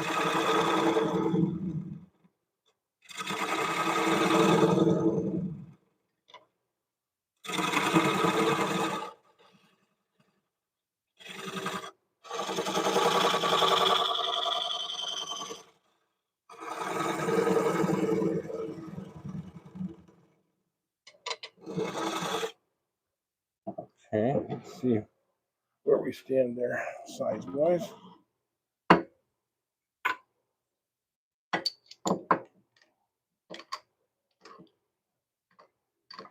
You know, I know some guys, they have 6 or 7 chucks. I have 3. I tend to use only 2 of them mostly. There it is. That's good enough. So good.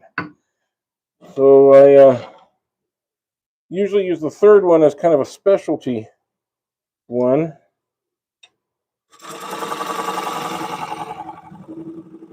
You know, I'll have like a special jaw on there for doing one specific task.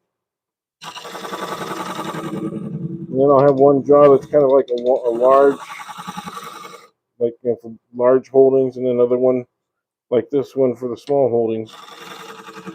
And I think that kind of, you know, having 3 or 4, it does save you some time not having to switch them out all the time, because that can be a pain in the butt, but it's good to have 2 or 3. Okay, good. I think I can get by with that. And I'll just smooth this part out.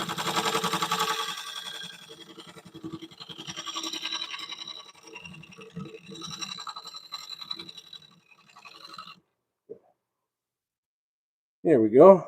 And a little sharper there. Trying to make sure that there we go. Make sure we get a good grip, because it is, after all, it's not really hard wood that you're asking to grip onto this. So the advantage is it's lighter. Disadvantage is that it's lighter. It's not as much pressure on it, but it is soft wood. So, you know, you kind of get the good and the bad here. So I'm going to sand this down some. And this is probably the last bowl I'm going to be able to do with these sanding pads. I'm going to have to get some fresh ones on here, because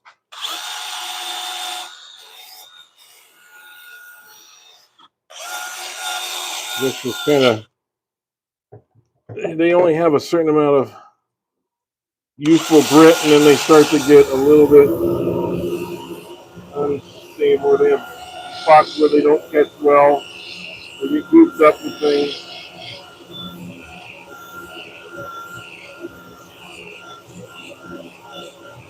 I'm going to get this end grain kind of cleaned up here.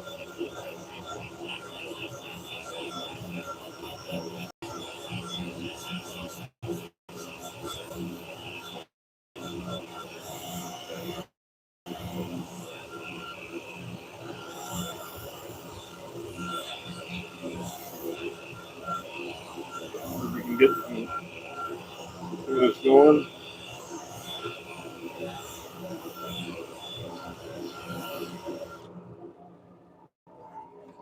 By the way, LJ, if you'd like, could you please put your can you please put your channel on here in the comments section so that people know where you're at? They can take a look at what you do. And same for anybody else that any of our regular members there, you're welcome to do that too.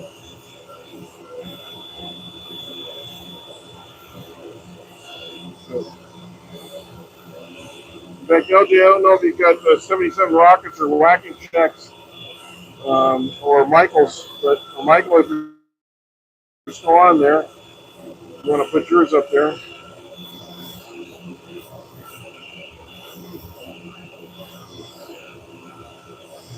There we go. Now it's starting to stay nice and soft. We're getting some of that cleaned up.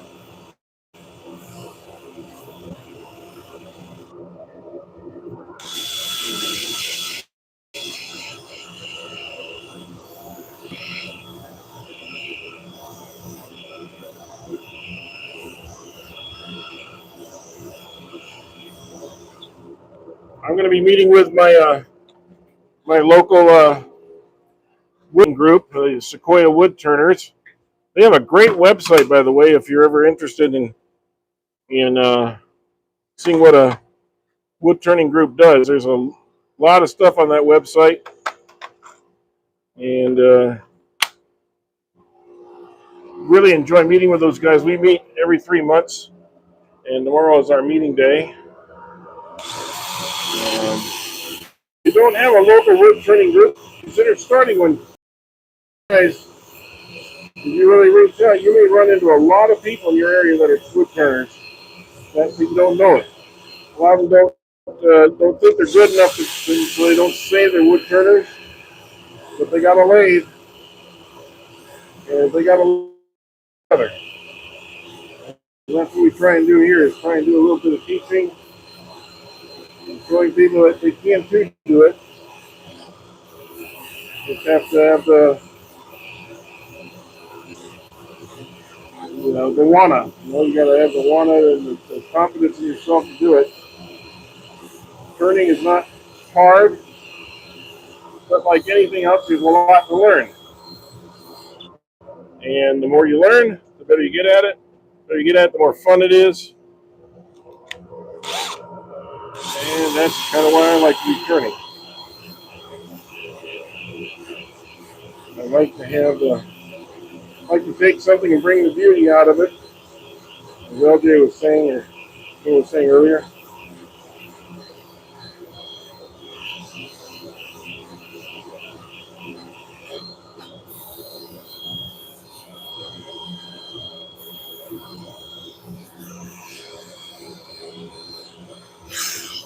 As I mentioned a little while ago, 77 wood turning or woodworking will be doing a live here about the 6 o'clock Pacific time. It's about let's see, my time right now is about 3:10, so about 2 hours and 2 hours and 50 minutes from now, he's going to be going live with his. And if you look up 77 Rockets wood turning, you can see where his live show is going to be. And I didn't watch. He's coming a long way. Ryan is a really cool guy. Another one to watch for is Mike at the Whacking Shack. You see my little thing sign right here on the side here. But Mike at the Whacking Shack. Mike is our daredevil, man. He'll take on anything. He'll read up on it, and then he'll say, "Well, I can try that," and he does it, and he does a real good job. I really, really appreciate how he's taken to wood turning and really elevating his game, and actually elevating everybody's game a little bit. We all have to try and keep up with one another.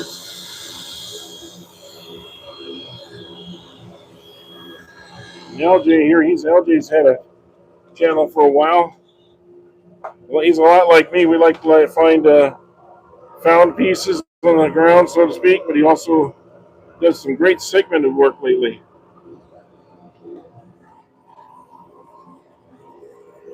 Hi, Sylvia.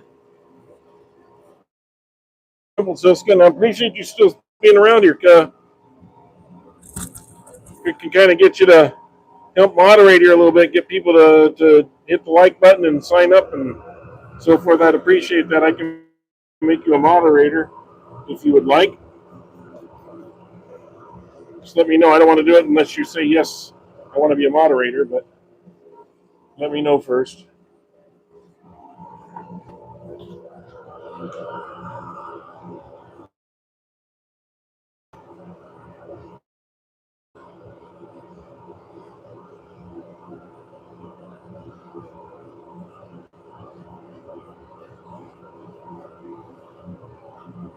We turned one of these yesterday, and it came out really nice. That orange color comes out on it really nice.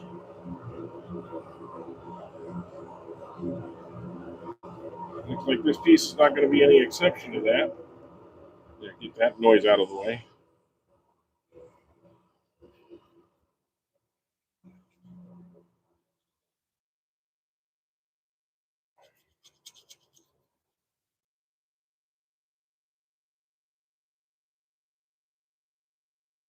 A little rough spot there to sand out, I think.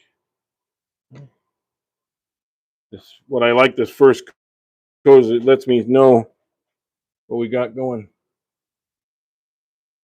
So Rumpelstiltskin, if you'd like me to make you a moderator, let me know. You don't have to do much, just kind of keep an eye on things when you're watching. I'd appreciate the help. And if somebody's being really obnoxious, you can kick them off. It gives you a little bit of power if you like power.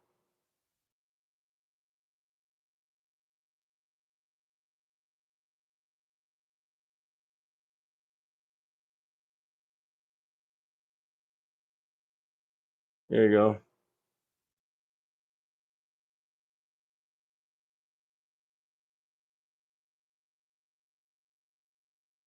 So you can clean things up a little bit. For the rest of you, though, please join in the conversation here. Want to see a little bit more what you all are working on, what you all are doing. Don't just watch what I'm doing, but let's make it a conversation.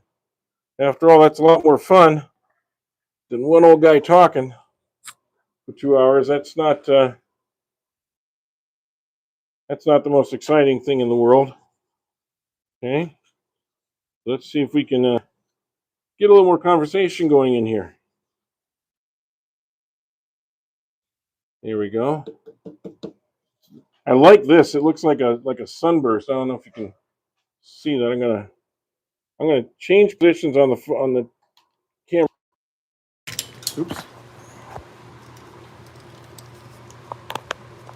Sorry about that. Sorry. Okay, bear with me. We're gonna put you in this contraption here, and you'll be right over the bowl. You can see this. What do you think of this? Isn't that pretty? There's another one on the other side. Well, I'm going to hit this with just a little bit of sandpaper here. Then we'll go back and do a little bit more of the tung oil. Right in there. I'll take a little of that out.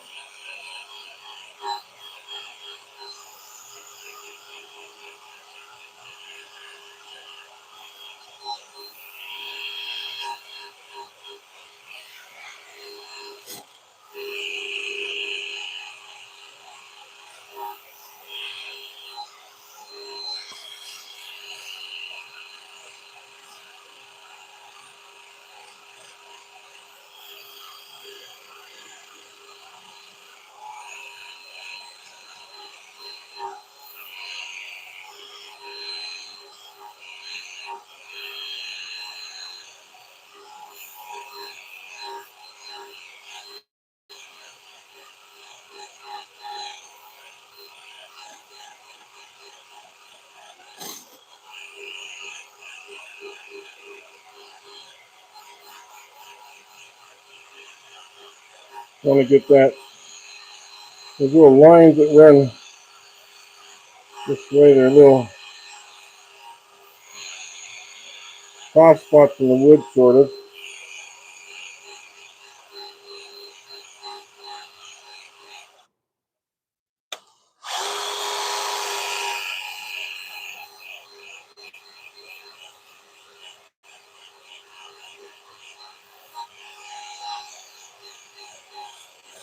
I'm just going to eliminate that a little bit.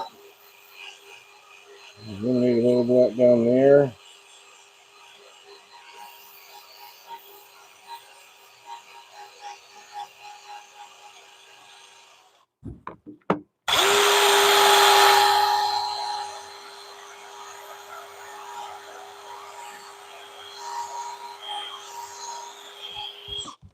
Okay.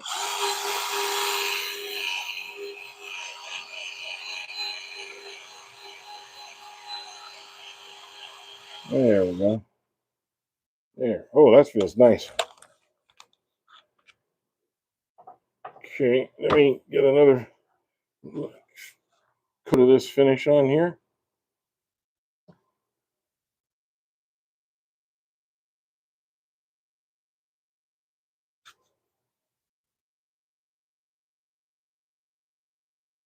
I just sanded it down a bit after that.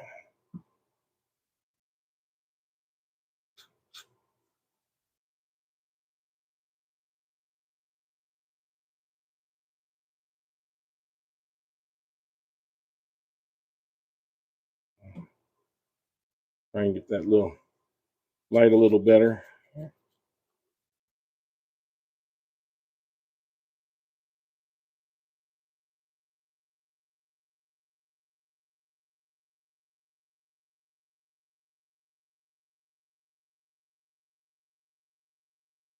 If I can keep this together, this could be a really pretty little bowl. Just need to kind of baby it a little bit along the way. There we go.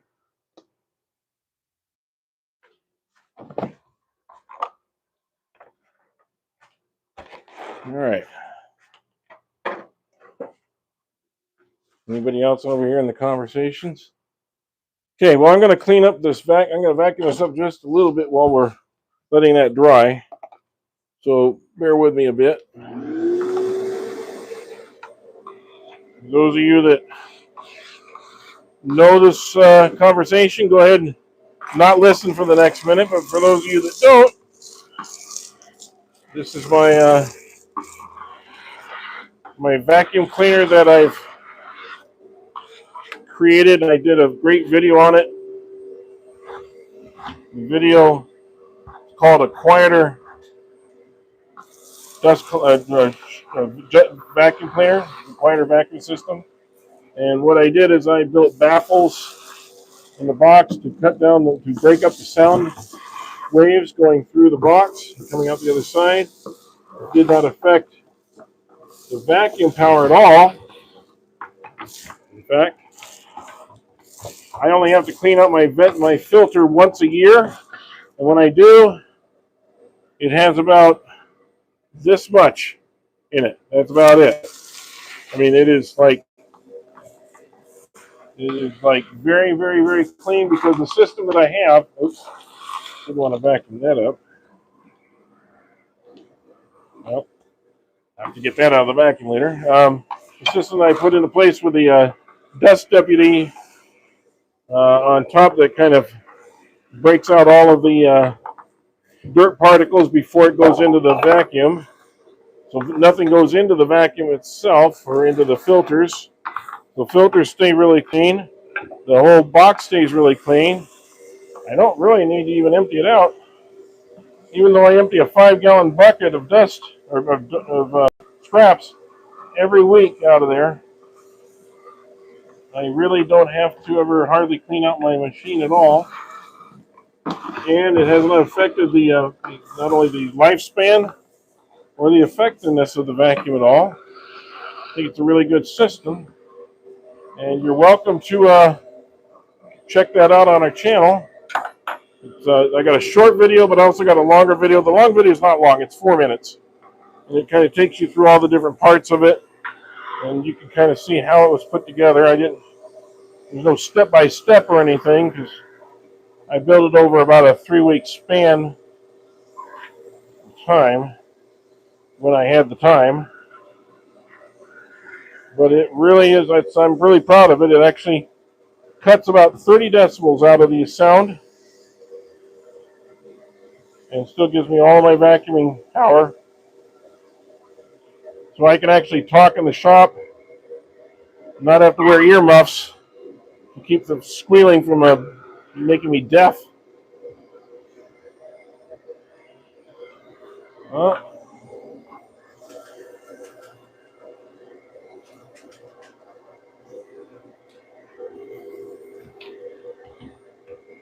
I got to clean out the hose here a little bit. Something got stuck.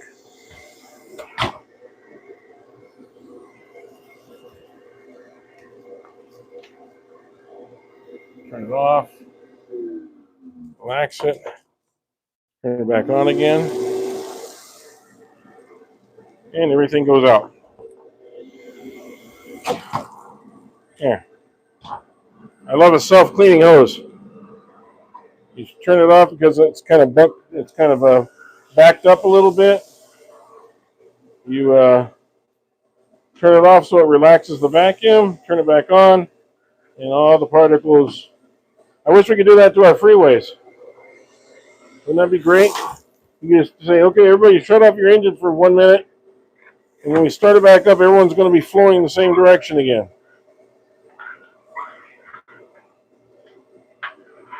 Tell you, traffic jams have gotten worse and worse and worse. And 99% of traffic jams are because one person wants to be an idiot, and then it brings out the idiot in everybody else. Or there's a car on fire, and everybody wants to watch and see what's going on instead of driving their cars, which I've never understood. You're not going to be able to do anything. If you saw a dead body hanging out of the car, you'd probably turn your head away anyway, so what are you looking for? What do you expect to see? I don't understand the whole looky-loo situation about when you're going by a car wreck. You know, what are you going to do or what are you going to say? There's nothing you can do or say. It's already being taken care of. So anyway, that's my 2 cents. All right, well, I think this is dry enough now. There we go. Get that off of there. Ooh, nice. Yeah. Hi, Basha. Hi, Sylvia. Let's keep this going.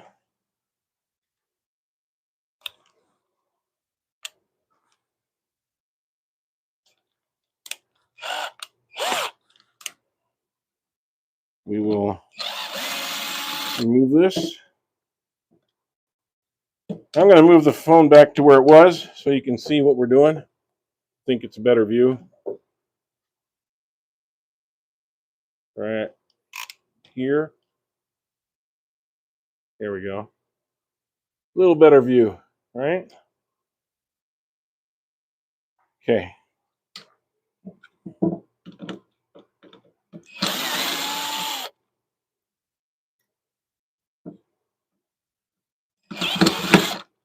Oops.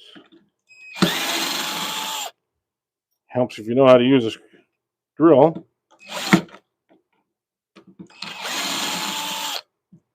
There we go. And spin that off. Great. Take these away for next time.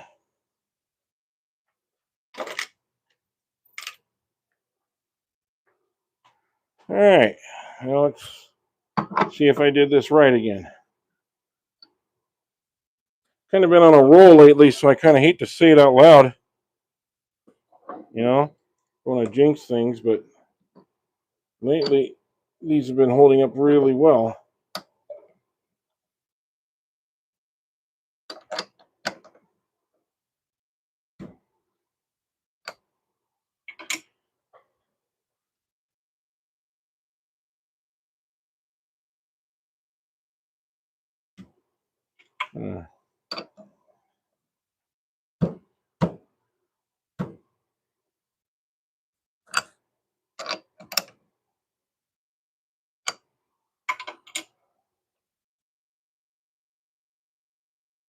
A little bit, not bad.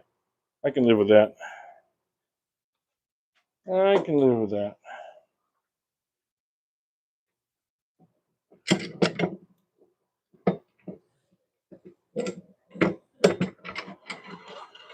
It's a little wobble to it, but I think we can work that out.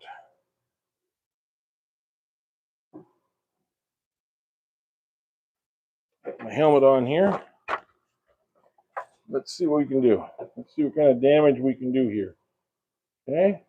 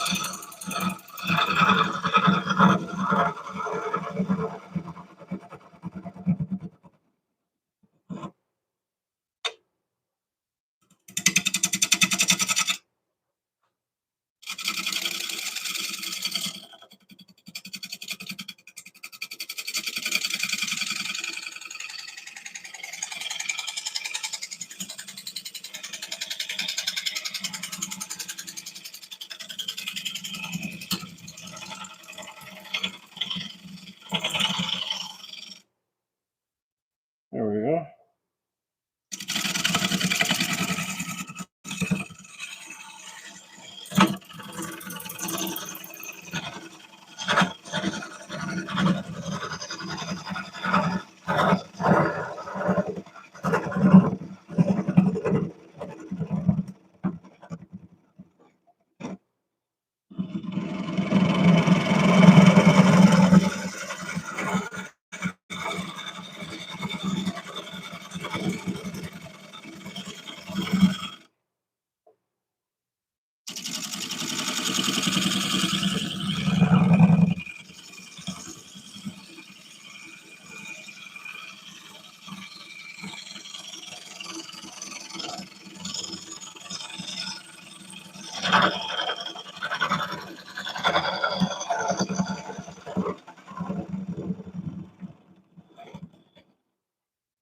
All right.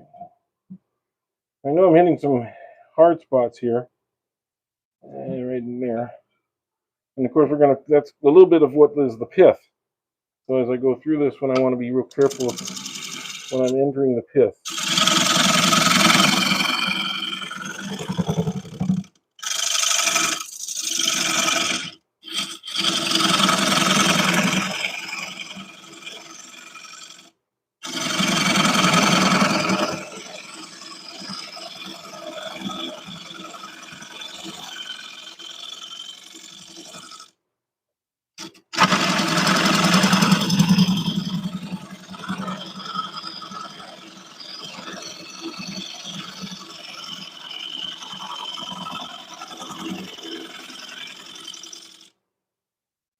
As you can see, I'm going pretty thin on this one. Yeah, and there's the pith or the core.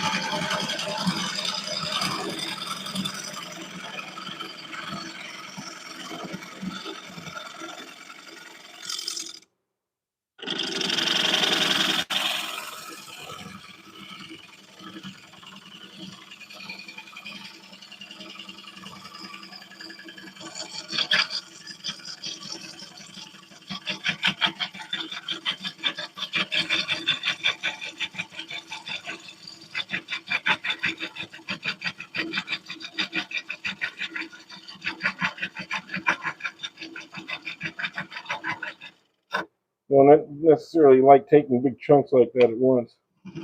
So see how strong it was to handle it.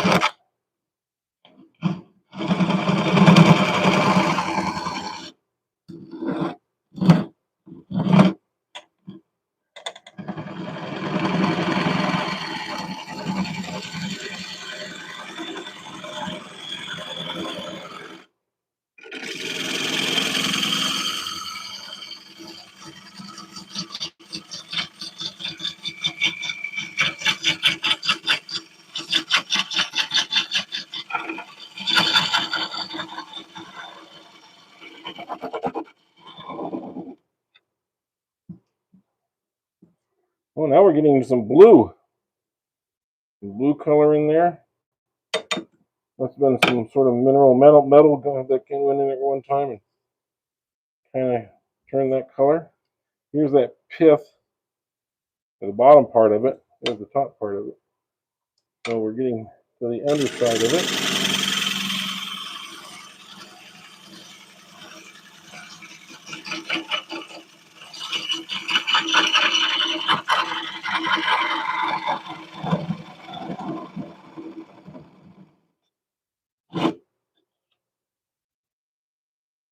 Okay.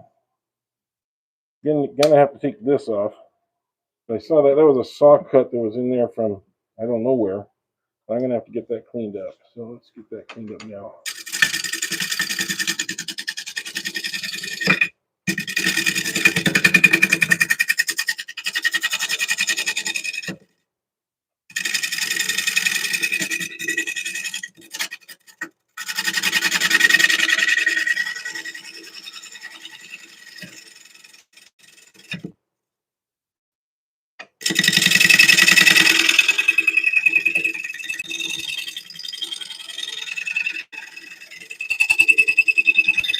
Something's sticking there. What is it? Oh, because it's still got that. Okay. Well, we're gonna have to.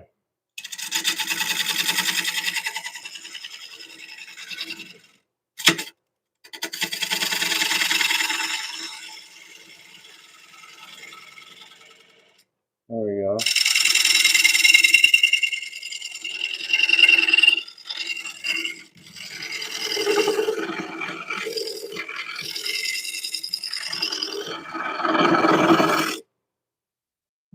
See if I got that. Yeah. Yep. A little tiny piece, but that's okay. Yeah. Okay.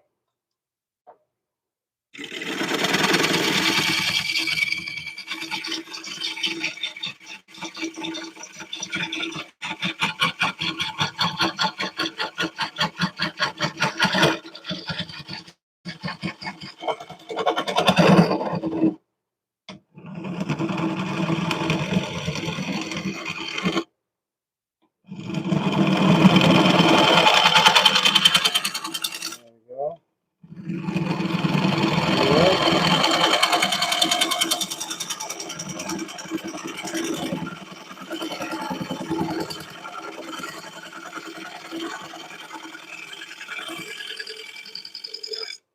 And please, if you're not commenting, please jump into the comment section here. I'd love to hear from you guys. It helps me a lot. Haven't heard from Rumpelstiltskin or anybody for a little while here, and I'd like to hear from some of you guys, see what's going on. We're still shooting to get to 200 likes, so if you haven't hit the like button, I'd appreciate that. It'd be great to have 200 likes again today. And it would be great to have you subscribe if you're so inclined.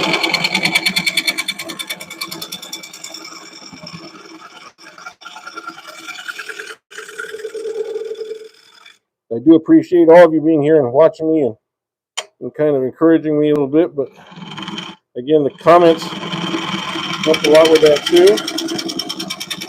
We like to think of this as a community area where everybody's free to voice their opinions and no one's going to get their feelings hurt. If you have a question about what I'm doing or why I'm turning something a certain way, feel free to ask. I'll try and answer you as best I can. Okay. I think we are getting, oh yeah, we're getting down there. Can't go much further. Gonna have to use the scraper here. Get out. Sorry about that. Sorry about the wobble. Apologize. We're gonna take this and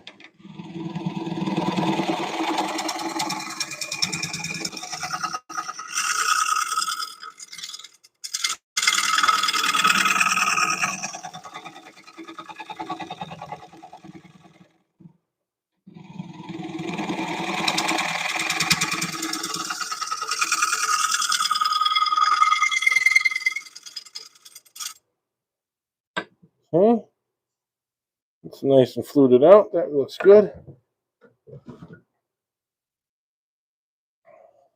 I could go a little thinner, but I'm not sure if I want to. Got to leave a little bit of meat on the bone. Okay, let's sand this up and call it good, huh? Let's see what we can do here. Okay.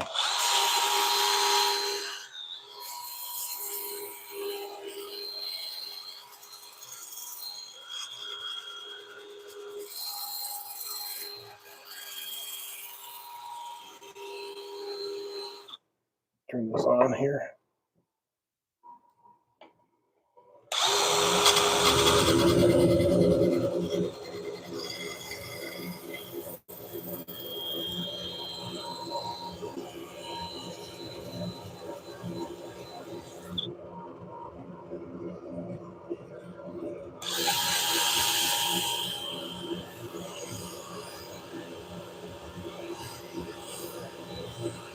We have that one grain inside.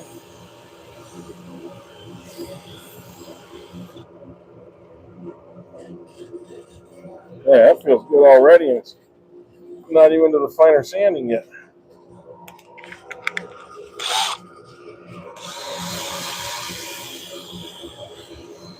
I'm doing reverse.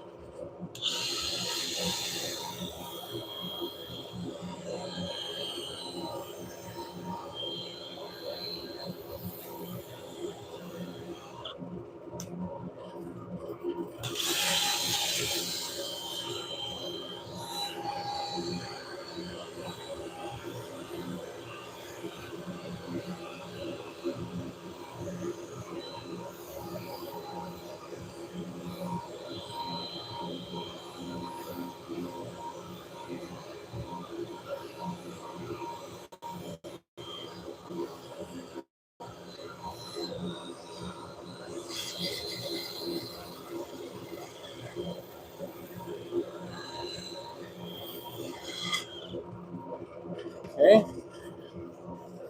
good.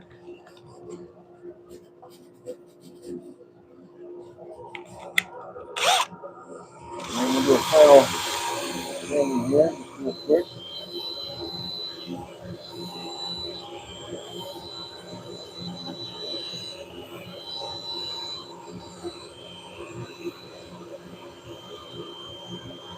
So that's why I like to do a real thin turning just to see how it's going to come out. Challenge yourself a little bit. Thin turnings are, a little more challenging, a little more fun.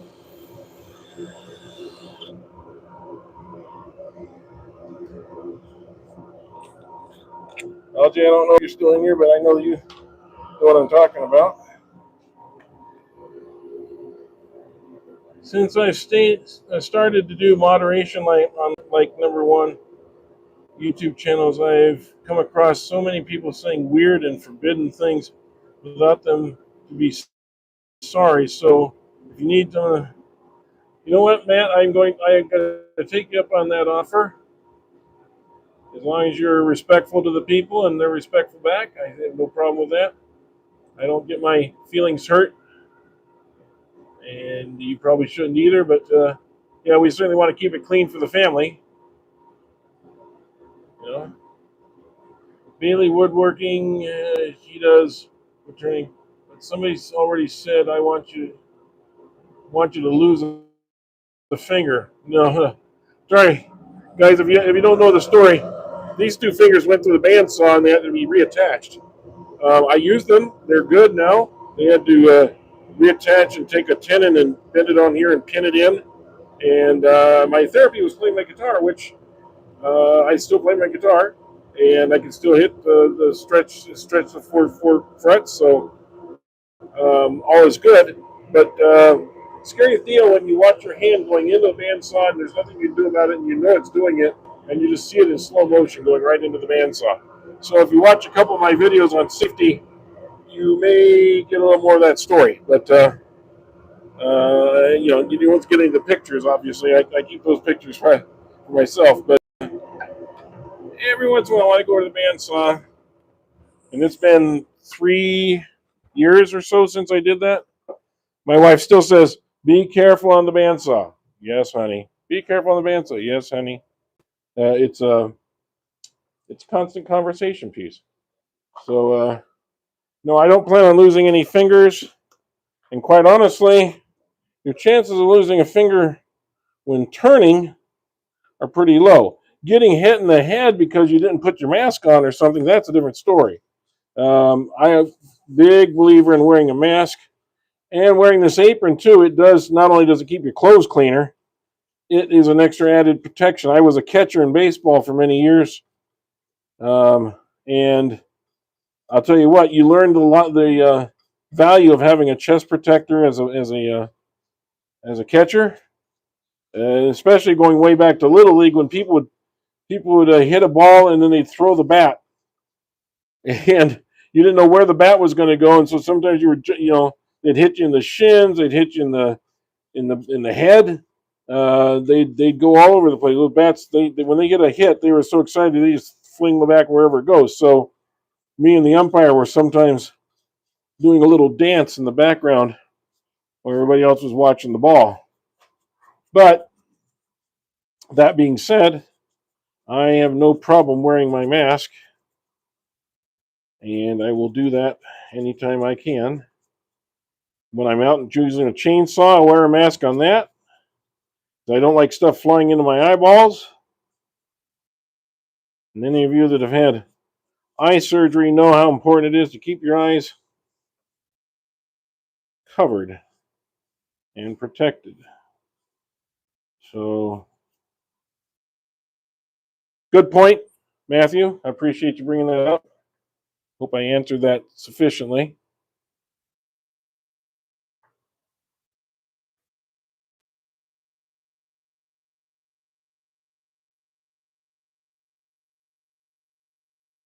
Yeah, no problem. I appreciate you coming in and helping out. Hey, why don't you remind people to hit the like button there or subscribe? And I will finish this off. We'll see what we got here.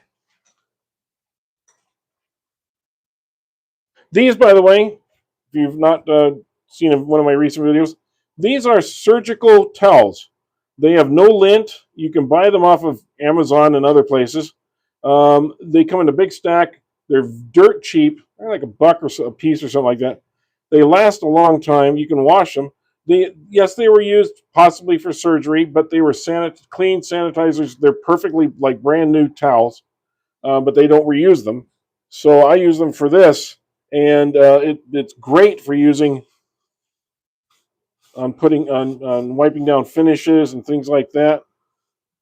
Very inexpensive. It doesn't leave any residue at all on here. It just really finishes off nicely. I'm going to do one more coat in here just to make sure that it really got everything it wanted, and then we'll take it off and we'll take a look at it. I got to keep that moving around while I get my brush. There we go. Otherwise it rolls downhill very quickly. Okay, let that suck in. Now when you got thin wood, obviously it doesn't soak in as much, and you're kind of beating at it from both sides, so it's going to have a good tung oil hardening from both ends in this particular case, and that may be what keeps it from cracking down the line. As I said, I got 4 bowls out of this little piece of wood that the neighbor gave me, and I think I'm going to have to go over there to his fire pile sometime here in the next few days, firewood pile, and sneak out a couple more pieces because I really like turning this. It's got a lot of character, a lot of color. It's like I said, it's called Jeffrey Pine, Jeffrey, and it turns really nicely and looks really good. Oh, good. Don't you love all these devices now that tell you that people are at the front door and things like that? Um, one of the reasons my shop is in the back is so that I don't get interrupted by people. When I had a shop in the garage, everybody was always coming by and saying hi and talking to you, and you didn't get any work done. So now that I got a shop that's not out front, I don't get interrupted. I'm able to get a lot more done. Okay. Now the key here is you want it to draw to soak in, so you want to give it a little bit of time to soak. So anybody else that has any comments they want to make, it's a good time to do it. Do you have an Instagram? Rare occasions there's someone cross. I do not have an Instagram account. I have a very minimal internet exposure for a number of reasons. One was that I was in the legal field for quite a long time, and I didn't really want people to be contacting me for things like that. I can be contacted through the channel, and I believe I have a email site up on the introduction page, but if not, I'll remedy that situation. But that would be the way to contact me. Otherwise, um, yeah, I don't know if I'm going to do a super chat. I have not monetized the channel yet. It's still a consideration, possibly down the road. I don't want you guys having to watch a bunch of commercials and crap like that just to see my videos. In fact, I'm not even sure on your end does a commercial come on when you first do this or not. I don't believe I haven't seen it on my end, but if please let me know if you guys see a commercial when you first click on to the live. I know they do that for some, and the channel. Most of the point of this channel is not about me. It's about helping other guys learn to turn a little bit better and to share ideas, and that's why it's called 2 Minute Tips. I don't want to take up a lot of your day. I just want to get you some quick information about things and then get out of your way and let you get back to doing what you do. So that's the whole idea here. Well, it looks like it's sucking that up pretty decently. I think I can wipe this down now. I can find a feed spot on here. There we go.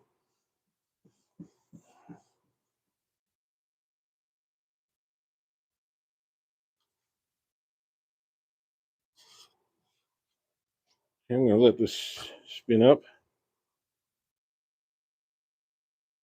I'm going to give this just a little bit of a polish out here.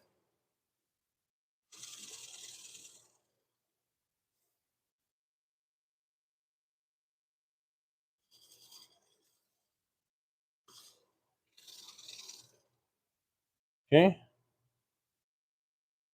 And we're going to take this off and let you kind of eyeball it a little bit. Here it is. I'll oops, pull back just a little bit. You can see the inside, see the outside. There's our sunburst. Really like that. One on each side. Very, very light, very thin. This angling the edge down like this really gives it an even thinner look, as you can see. And I left enough. Not much, but I left enough. There's probably about 1/8 of an inch, maybe, between the two. Let's just kind of see here. Hang on a second.